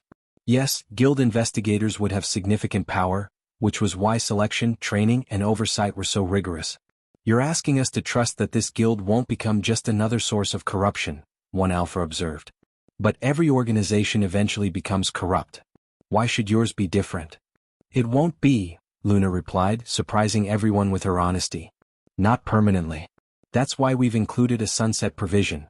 If the Guild becomes corrupt, if it serves its own interests rather than justice, it should be dissolved. We've built in mechanisms for self-examination and course correction, but we've also acknowledged that no organization is eternal. Better to die honorably than to linger as a corrupt shell of your original purpose. The room fell silent as people absorbed this unprecedented approach. Organizations didn't typically plan for their own potential dissolution. But Luna's willingness to acknowledge that possibility, her refusal to claim permanent perfection, carried its own credibility. The Alpha King stood, drawing all attention to him. I have heard proposals for reform many times during my reign. Most promise dramatic improvements with minimal disruption. They appeal to my desire for easy solutions. This proposal does the opposite. It promises difficult work, constant vigilance, and challenges to comfortable assumptions. And that's exactly why I believe it will succeed. He turned to address the full council. We face a choice. We can continue with systems that we know are flawed, hoping that corruption won't become too severe. Or we can embrace these reforms, accepting that they will be difficult and sometimes uncomfortable, but trusting that they will make us better. I choose the latter. I endorse the Guild of Truth's operational plan fully and direct all territories to cooperate with their investigations.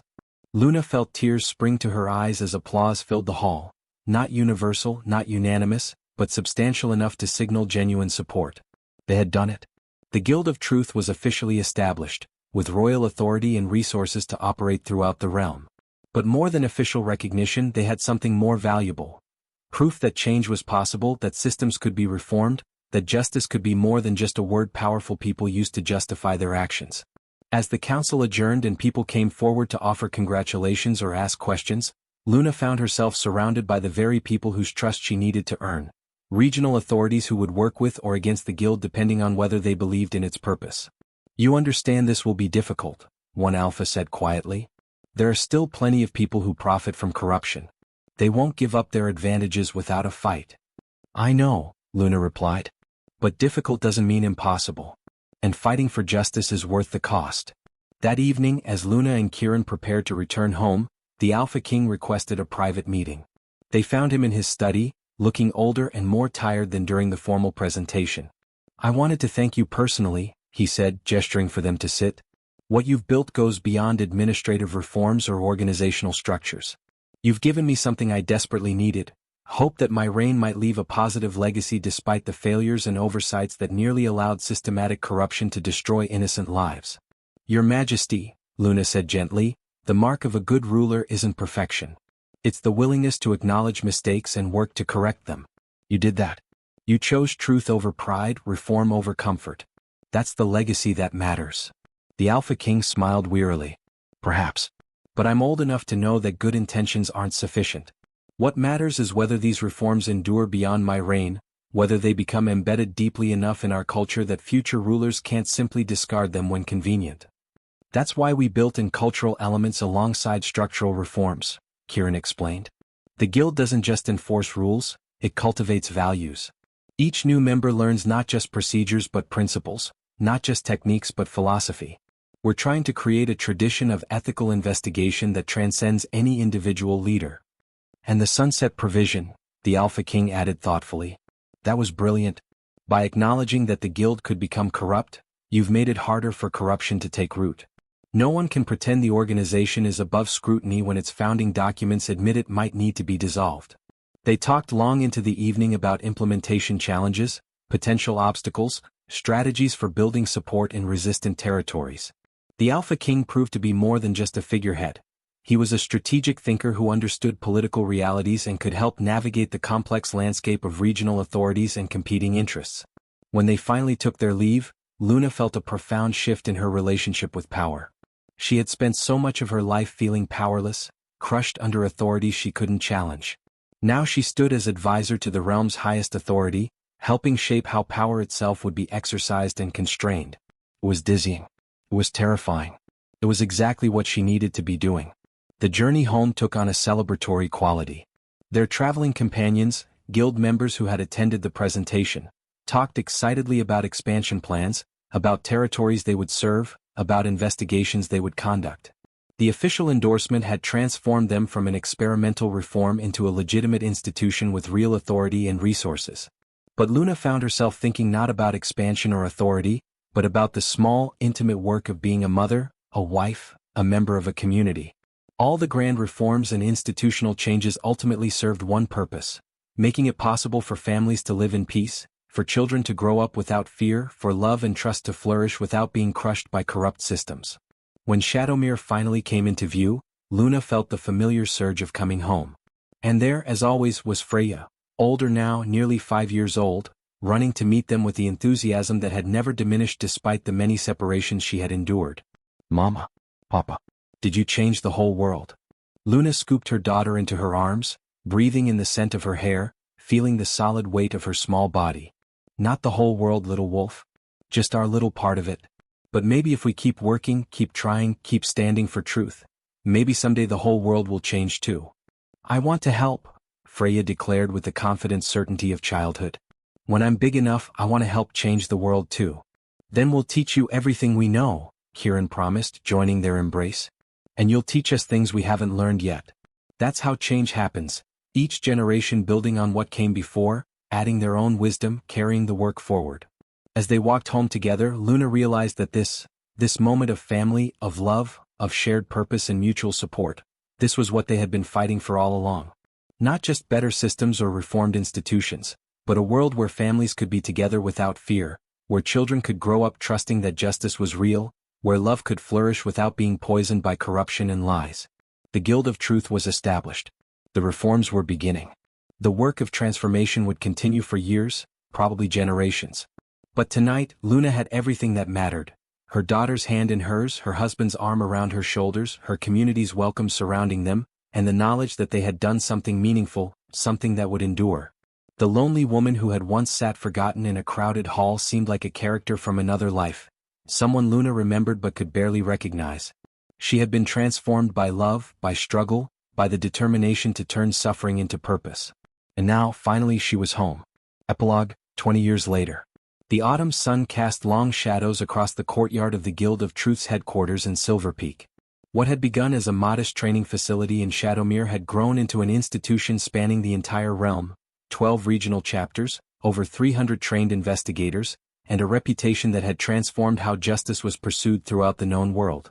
Luna stood at the window of her office, her hair now touched with silver at the temples, watching a new class of recruits practice interview techniques under the watchful eyes of their instructors. She was 50 now, no longer the young woman who had sat alone and forgotten in a crowded hall.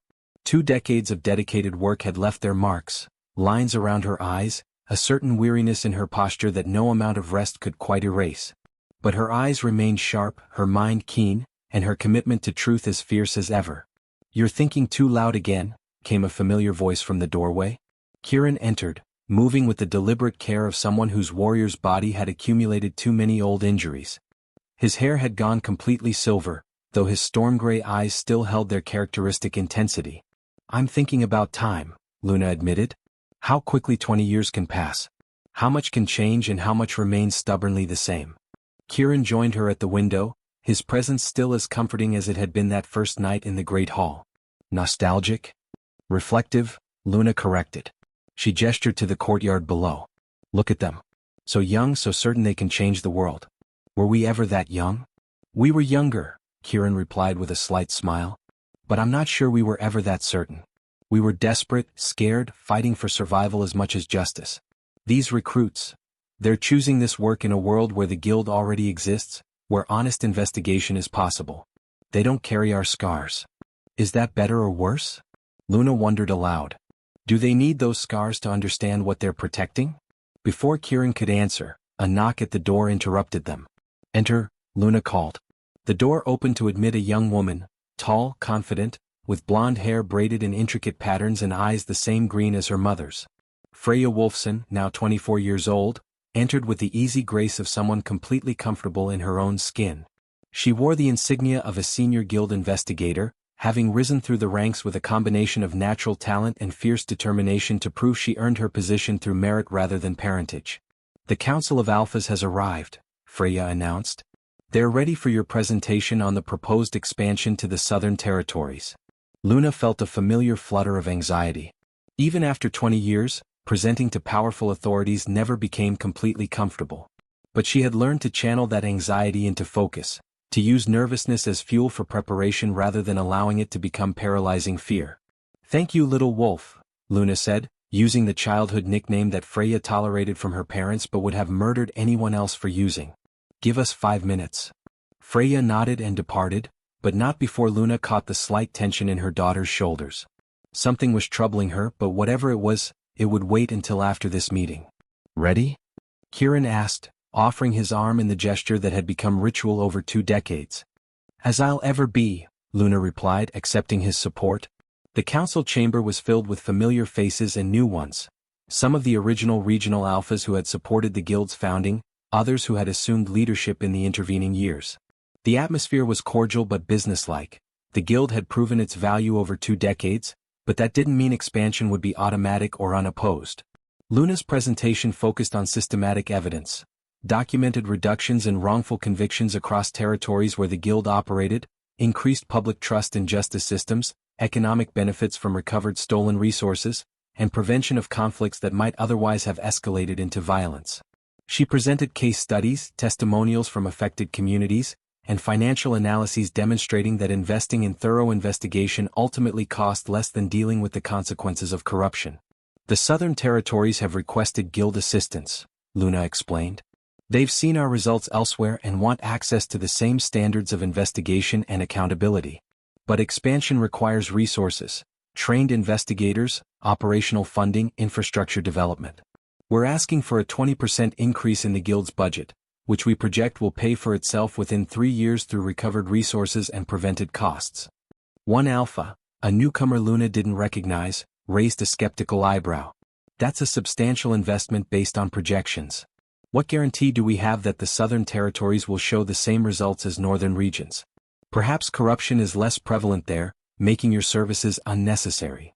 It was a fair question, though Luna suspected it masked deeper concerns about the guild's expanding influence.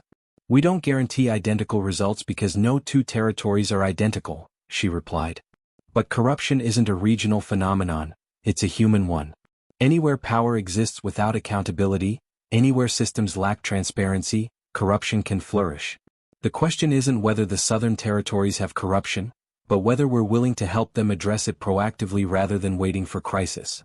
The discussion continued for another hour, with various alphas raising concerns or offering support. Some worried about the guild's growing power, suggesting that an organization dedicated to investigating others might itself become a threat. Others argued that the guild's success proved it should be expanded as quickly as possible to serve all territories equally. Finally, the Alpha King, older now, his face lined with age but his voice still carrying authority, called for a vote. We've heard the arguments. The question before us is simple. Do we expand the Guild of Truth to serve the Southern Territories, providing them the same resources and standards available elsewhere in the realm? The vote was not unanimous, but it was decisive. 11 in favor, 4 opposed, 2 abstaining. The guild would expand. As the meeting adjourned, Luna felt the familiar mix of triumph and trepidation. Every expansion brought new opportunities but also new challenges, new people to train, new systems to implement, new ways that things could go wrong. Well done, Kieran murmured as they collected their materials. Though I noticed you didn't mention the sunset provision when discussing the guild's growing power. I didn't need to, Luna replied. It's in all our founding documents, available for anyone who wants to review them. And besides. She paused, choosing her words carefully, I want them to challenge our power. The moment we become defensive about oversight is the moment we start becoming what we were created to prevent. They found Freya waiting outside the council chamber, her expression troubled. We need to talk, she said quietly. Privately. Luna's parental instincts activated immediately. What's wrong? Not here, Freya insisted, glancing around at the various officials and administrators moving through the corridors. Somewhere secure. They found an empty conference room and sealed the door. Freya paced for a moment, gathering her thoughts, then spoke with the careful precision of someone delivering a difficult report. I've been investigating rumors for the past 6 months. Quietly, without authorization because I needed to be sure before I said anything. She took a deep breath.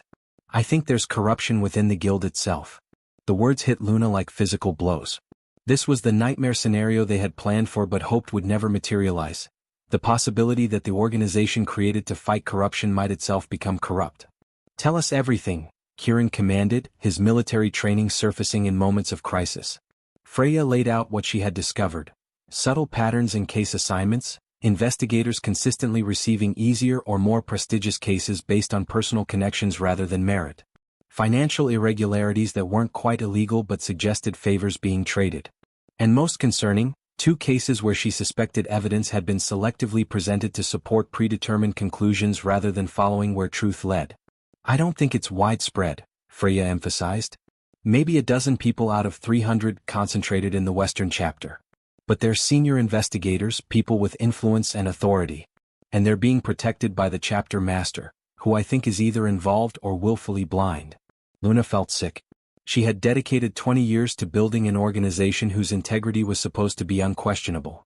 The idea that corruption had taken root anyway, that people she had trained were violating principles she had taught them, was almost too painful to process. But painful or not, it had to be addressed. "We investigate," she said firmly, her voice steadier than her emotions. "Immediately, thoroughly and publicly. No protection for anyone involved, regardless of rank or past contributions. This is exactly the test we've prepared for." "The sunset provision," Kieran said quietly. "If corruption exists within the guild, if our own systems fail to prevent or detect it, do we dissolve the organization?" It was the question Luna had hoped would never need answering. The provision they had written into the guild's founding documents. The acknowledgement that if the organization became corrupt, it should be dissolved rather than reformed, had seemed theoretical when drafted 20 years ago. Now it felt terrifyingly real. "We investigate first," Luna repeated. "We determine the scope of the corruption, whether it's isolated or systemic, whether our oversight mechanisms failed or were deliberately circumvented. Then we decide what response is appropriate. But we don't protect the guild at the expense of truth. That's not negotiable." Over the next 3 months, Luna directed the most difficult investigation of her career, examining her own organization, her own systems, her own people. She appointed investigators from different chapters who had no connection to those under suspicion. She brought in external auditors to review financial records. She interviewed dozens of people, always asking not just what happened but how it was allowed to happen, what failures in oversight or culture had enabled corruption to take root. What emerged was a portrait of institutional drift, not dramatic collapse but gradual erosion.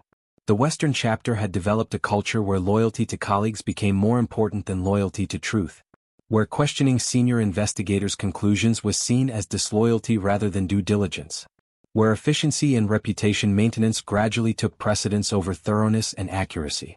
It wasn't the dramatic, malicious corruption of Ragnar and his network.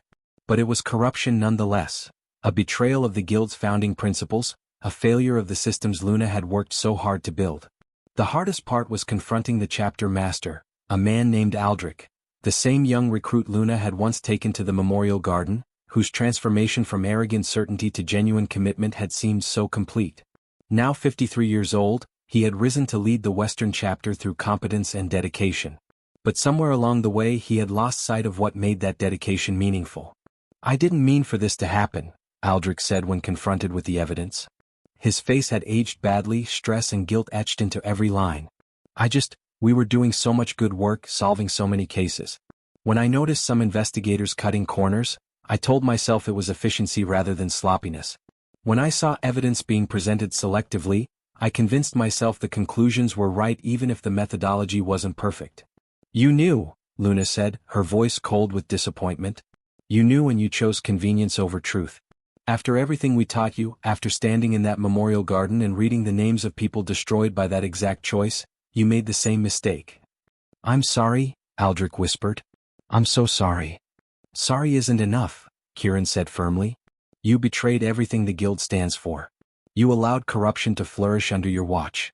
And worst of all, you taught younger investigators that compromising principles is acceptable if you're doing it for supposedly good reasons." The full scope of the corruption proved to be exactly as Freya had estimated, about a dozen investigators and support staff, concentrated in one chapter, with misconduct ranging from favoritism to evidence manipulation. None had profited financially, which made their corruption somehow worse. They had betrayed principles not for wealth but for efficiency, reputation, and the comfort of not having to do difficult work thoroughly. Luna presented her findings to an emergency session of the Alpha King's Council, along with her recommendations. She pulled no punches, describing in painful detail how the guild's oversight mechanisms had failed, how culture had drifted from founding principles, how the very organization created to fight corruption had developed its own blind spots. "The question before us," she concluded, "is whether this corruption represents a failure of specific individuals or a fundamental flaw in the guild's design. Whether reform is possible or whether the sunset provision should be invoked." The silence that followed was heavy with implications. Dissolving the guild would mean abandoning 2 decades of work, disrupting investigations throughout the realm, potentially returning to the corrupt systems that had existed before. But maintaining a fundamentally flawed organization would betray everything the guild claimed to represent. Finally, an Alpha Luna had worked with for years spoke up. "What do you recommend, Counselor Luna?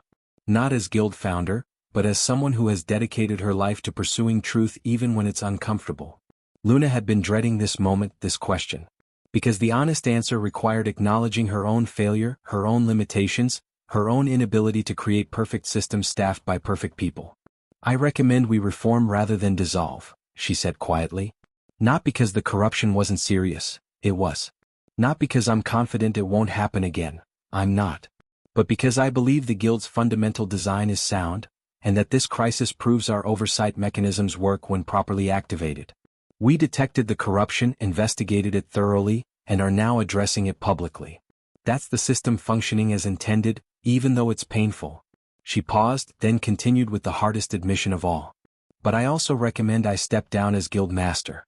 This corruption happened on my watch, which means I failed in my responsibilities. New leadership might bring fresh perspective, might see weaknesses I've become blind to. And perhaps most importantly, it would demonstrate that no one, including the Guild's founder, is above accountability. The suggestion caused immediate uproar. Multiple alphas spoke at once, some supporting her resignation, others arguing it was unnecessary, still others suggesting different approaches entirely. The Alpha King raised his hand for silence. Counselor Luna, you've served this realm with distinction for 20 years. You've built an institution that has prevented countless injustices, recovered immeasurable stolen resources, and transformed how we pursue truth. One failure, one instance of corruption that you yourself detected and addressed, doesn't erase that legacy. With respect, Your Majesty, Luna replied, I'm not suggesting it erases anything. I'm suggesting that accountability applies to everyone, and that the Guild needs leadership that hasn't accumulated 2 decades of assumptions and blind spots. I'm 50 years old. Perhaps it's time for someone younger, someone with fresh eyes and energy, to guide the next phase of the Guild's evolution. The discussion continued for hours, but ultimately the Council accepted Luna's recommendation with modifications. She would step down as Guild Master but remain as Senior Advisor, providing continuity and institutional knowledge while new leadership implemented reforms.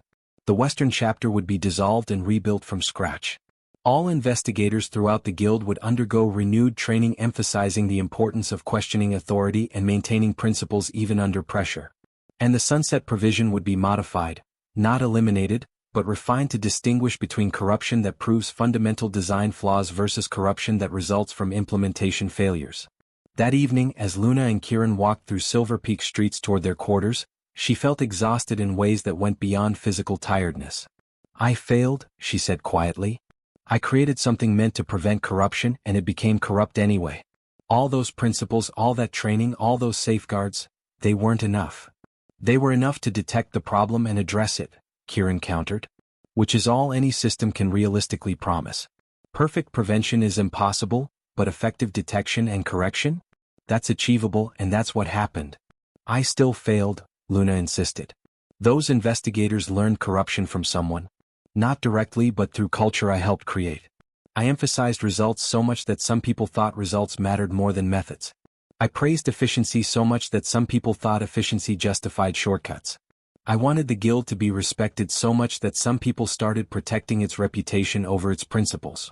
Kieran stopped walking, turning to face her directly. Luna, listen to me. You spent 20 years building something unprecedented. An organization dedicated to truth, staffed by fallible humans, operating in imperfect systems. You always knew corruption might occur. That's why you built in oversight mechanisms and accountability structures. That's why you insisted on transparency and public scrutiny. And when corruption did occur, those mechanisms worked. The system you designed detected the problem and is now correcting it. But people were harmed, Luna protested. Cases were mishandled, evidence was manipulated, justice was compromised. People like my uncle, like Sylvia's brother, they depended on the Guild being incorruptible and we failed them. No system is incorruptible, Kieran said firmly. Not the Guild, not the monarchy, not any institution humans create. What distinguishes good systems from bad ones isn't absence of corruption but ability to recognize and address it. You built a good system, Luna. Proven by the fact that it's currently addressing its own failures rather than hiding them. Luna wanted to believe him. Part of her did believe him. But another part, the part that remembered sitting alone and forgotten, the part that had sworn to prevent others from suffering similar injustice, felt that any corruption, any failure was unacceptable. They walked in silence for a while, each lost in their own thoughts. Finally, Kieran spoke again. When we started this work 20 years ago, you told me something I've never forgotten. You said that transformation isn't a single dramatic moment but a series of small, persistent choices. Choose truth over comfort. Choose justice over convenience. Choose accountability over authority. Make those choices consistently and eventually the world changes.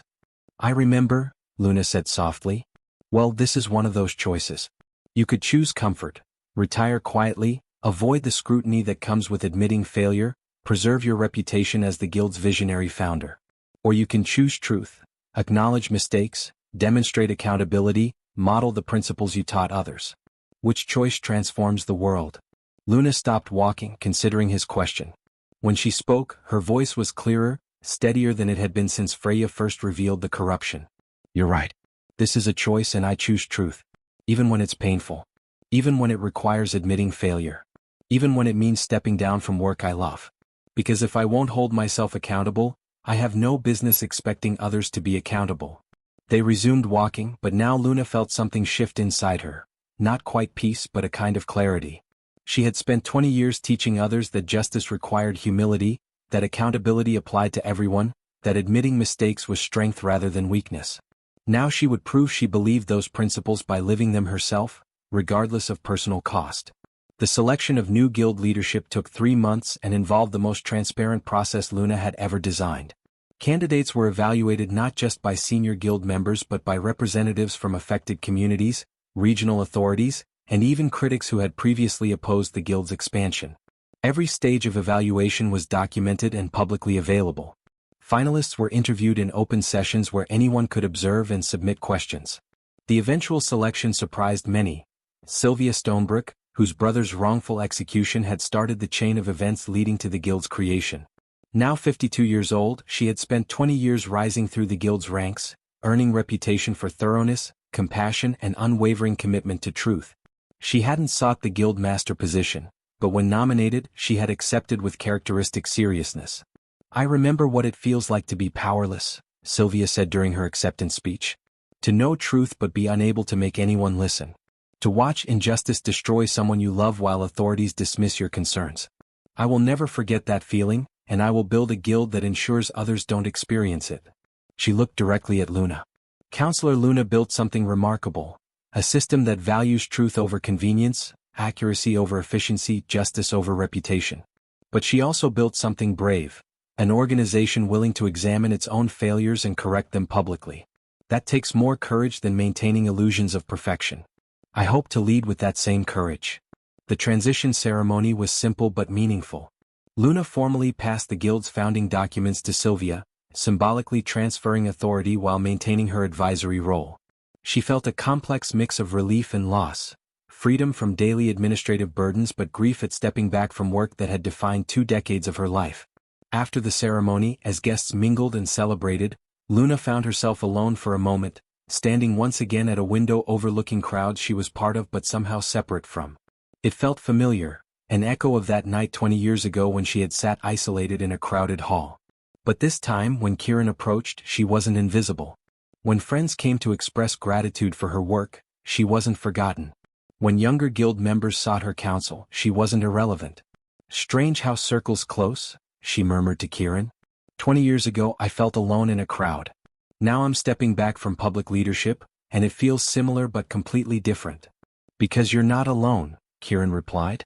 You have family, community, purpose that continues even as your role changes. You're not forgotten or discarded, you're transitioning from one form of service to another. What form is that? Luna asked. I'm not guild master anymore. Soon I won't be counselor for justice and truth. The Alpha King is 75, and his successor will choose their own advisors. What role do I have when formal authority ends? Kieran smiled, the expression carrying warmth and certainty. The same role you've always had, truth teller, wisdom keeper, example of what integrity looks like when tested. Those roles don't require titles or formal positions. They just require being who you've always been. Before Luna could respond, Freya joined them, bringing unexpected news. There's someone here to see you. An investigator from the Southern Territories. She says she's facing a situation similar to what you dealt with 20 years ago. Corruption in high places, family destroyed by false accusations, no one willing to listen. She heard about the guild and traveled 3 months to get here, hoping you might help. Luna felt the familiar pull, The call to action, the need to respond to injustice, the responsibility that came with knowledge and experience. She was tired, ready to step back from constant work. But she was also who she had always been. Someone who couldn't ignore suffering when she had power to address it. "Bring her to my office," Luna said. Then, catching Kieran's knowing smile, she added, "What?" "Nothing," he replied innocently. "Just recognizing that retirement might be more complicated than you anticipated. You're not very good at saying no to people who need help." "It's a character flaw," Luna admitted. "It's why I love you," Kieran corrected. The investigator from the Southern Territories was young, perhaps 25, with desperate eyes and a story Luna recognized immediately. Her father had been executed for treason 2 years ago, condemned based on evidence she believed was fabricated. She had spent those 2 years gathering information, trying to prove his innocence, meeting resistance from authorities who insisted the case was closed. "I don't know where else to turn," the young woman said, her voice breaking with emotion. "They say the Guild of Truth helps people like me. People who know the truth but can't make anyone listen. Is that real? Can you actually help?" Luna looked at this young woman, seeing in her face the desperation she herself had felt, the isolation, the terrible burden of knowing truth that no one would acknowledge. She thought about stepping back, about retirement, about letting someone else carry this burden. But she also thought about the choice Kieran had described: comfort or truth, ease or justice, personal peace or serving others who had no one else to help them. "Yes," Luna said simply. "We can help. It won't be easy, it won't be quick, but we will help you uncover the truth and seek justice for your father. Tell me everything." As the young woman began her story, Luna felt Kieran's hand settle on her shoulder, a gesture of support, of partnership, of shared understanding that this work never truly ended. There would always be another person needing help, another injustice requiring attention, another opportunity to choose truth over comfort. She was 50 years old. She had thought she might be finished with active investigation work, ready to mentor from a distance rather than engaging directly. But looking at this young woman's desperate hope, Luna realized she wasn't finished at all. The work of justice, the pursuit of truth, the commitment to accountability, these weren't tasks to be completed and set aside. They were ongoing responsibilities that each generation carried forward, teaching the next, building on what came before. Luna had started as a powerless woman seeking to clear her uncle's name. She had become a guild master, a counselor to the Alpha King, a transformer of systems. Now she would become something else: a mentor, a guide, someone who helped others navigate the path she had walked. It was a different kind of power, a different form of influence. But perhaps it was the most important role of all, not leading the transformation but ensuring it continued, not commanding the work but inspiring others to carry it forward. As the young investigator's story unfolded, so similar to Luna's own 2 decades earlier, Freya quietly joined them, taking notes and asking occasional questions. Luna watched her daughter absorb the details, saw the same fierce determination she herself had felt, recognized the commitment to justice that had clearly taken root in the next generation. This was continuity, Luna realized. Not her personally solving every case or fixing every injustice, but teaching others to do the work, empowering new voices, ensuring that the transformation she had helped begin would outlast her. When the young investigator finally finished her story, Freya spoke up. "I'll take the case. With Mother's supervision and guidance, but as the lead investigator. We'll review all the evidence, interview witnesses, examine records for signs of fabrication. And if your father was innocent, we'll prove it and clear his name." Luna felt tears sting her eyes as she watched her daughter volunteer for difficult work that promised no glory and substantial risk. This was what she had been fighting for all along, not just clearing her own uncle's name, not just reforming systems, but creating a world where the next generation believed justice was possible and worth pursuing. "Thank you," the young woman whispered, tears streaming down her face. "Thank you for believing me. Thank you for caring. Thank you for not giving up on truth just because it's hard to find." "We never give up on truth," Luna replied. "That's what the guild means. That's what we teach. That's what we are." Later that evening, after the young investigator had been given quarters and Freya had gone to begin preliminary research, Luna and Kieran stood once more at their window, watching the sun set over Silver Peak. "Another case," Kieran observed. "Another family destroyed by corruption, another fight ahead. After everything we've accomplished, after all the reforms we've implemented, corruption still exists. Doesn't that feel like failure?" "It feels like reality," Luna replied. "Corruption is part of human nature. The temptation to take shortcuts, to prioritize personal benefit over common good, to rationalize bad actions as necessary. We can't eliminate human nature. But we can build systems that make corruption harder, make detection easier, make accountability real. We can create cultures where people choose truth more often than not. We can teach each generation to value justice and pursue it persistently. She turned from the window to face him directly. 20 years ago, when you sat beside me in that great hall, you offered me something precious. The belief that I still mattered, that my voice deserved to be heard, that truth was worth pursuing even when the cost seemed unbearable. That gift changed my life, changed this realm, changed how justice operates for thousands of people. We changed it together, Kieran corrected. Together, Luna agreed. And now we get to watch our daughter and others like her carry the work forward. We get to mentor, advise, support, but also to trust that the next generation will take what we built and make it better. That's not failure. That's success. Kieran pulled her close, and they stood together as they had so many times before, partners, lovers, fellow travelers on a journey that had transformed them both. The journey wasn't over. It would never truly be over because the work of justice was ongoing, requiring constant vigilance and renewed commitment from each generation. But that was okay. Better to have meaningful work that never ended than to reach the end and realize nothing you did mattered. I love you, Kieran said quietly. 25 years and I love you more every day. Not despite the challenges we've faced but because of how you face them. With courage, integrity, and commitment to truth even when truth is painful. I love you too, Luna replied. For seeing me when I was invisible, for standing with me when I was alone, for building with me when the task seemed impossible. For being the kind of partner who makes transformation possible. They stood together as darkness fell over Silver Peak, as lights began glowing in windows throughout the city, as the realm settled into evening rhythms. Somewhere in the building below, a young woman slept more peacefully than she had in 2 years, finally believing that justice might be possible. Somewhere, their daughter reviewed evidence and planned strategies, carrying forward work her parents had begun. Somewhere, throughout the realm, guild investigators pursued truth, fought corruption, served justice. The work continued. The transformation proceeded. The journey unfolded. And Luna, no longer the lonely woman sitting forgotten in a crowded hall, no longer the desperate niece seeking to clear her uncle's name, but also not quite the guild master or royal counselor she had become, Luna stood at the threshold of whatever came next. Content. Grateful. Ready. The story that had begun with 4 words whispered in a crowded hall, "Act like you're with me," had evolved into something neither she nor Kieran could have imagined. From pretense to truth, from isolation to community, from despair to hope, from personal vindication to systemic transformation. It was a good story. It was a true story. And most importantly, it was a story that would continue, carried forward by new voices, adapted for new challenges, alive in the ongoing work of every person who chose truth over comfort, justice over convenience, accountability over authority.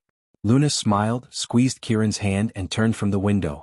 Tomorrow would bring new challenges, new opportunities, new ways to serve truth and pursue justice. But tonight she had this moment. This peace. This love. This certainty that the work she had dedicated her life to would endure beyond her, that the transformation she had helped begin would continue, that the lonely woman from 20 years ago had become someone who mattered, not because of titles or positions, but because she had chosen to stand for truth when it would have been easier to accept lies. That was legacy. That was transformation. That was a life well lived. And it was enough. The end. For the listener who has journeyed with Luna from that lonely seat in a crowded hall to this moment of hard-won wisdom, thank you. Your presence in this story matters. If Luna's journey has touched something in your own heart, if you've seen pieces of your own struggles reflected in her transformation, then carry this message forward. One person standing for truth can change everything. Systems can be reformed. Justice can be real. And love endures even through the darkest nights. Share this story. Subscribe to continue following tales of courage, transformation, and the ongoing work of building a more just world. Because these stories aren't just entertainment, they're reminders of what's possible when ordinary people make extraordinary choices. Until we meet again in the next tale, may you have the courage to speak truth, the strength to pursue justice, and the love to make it all worthwhile.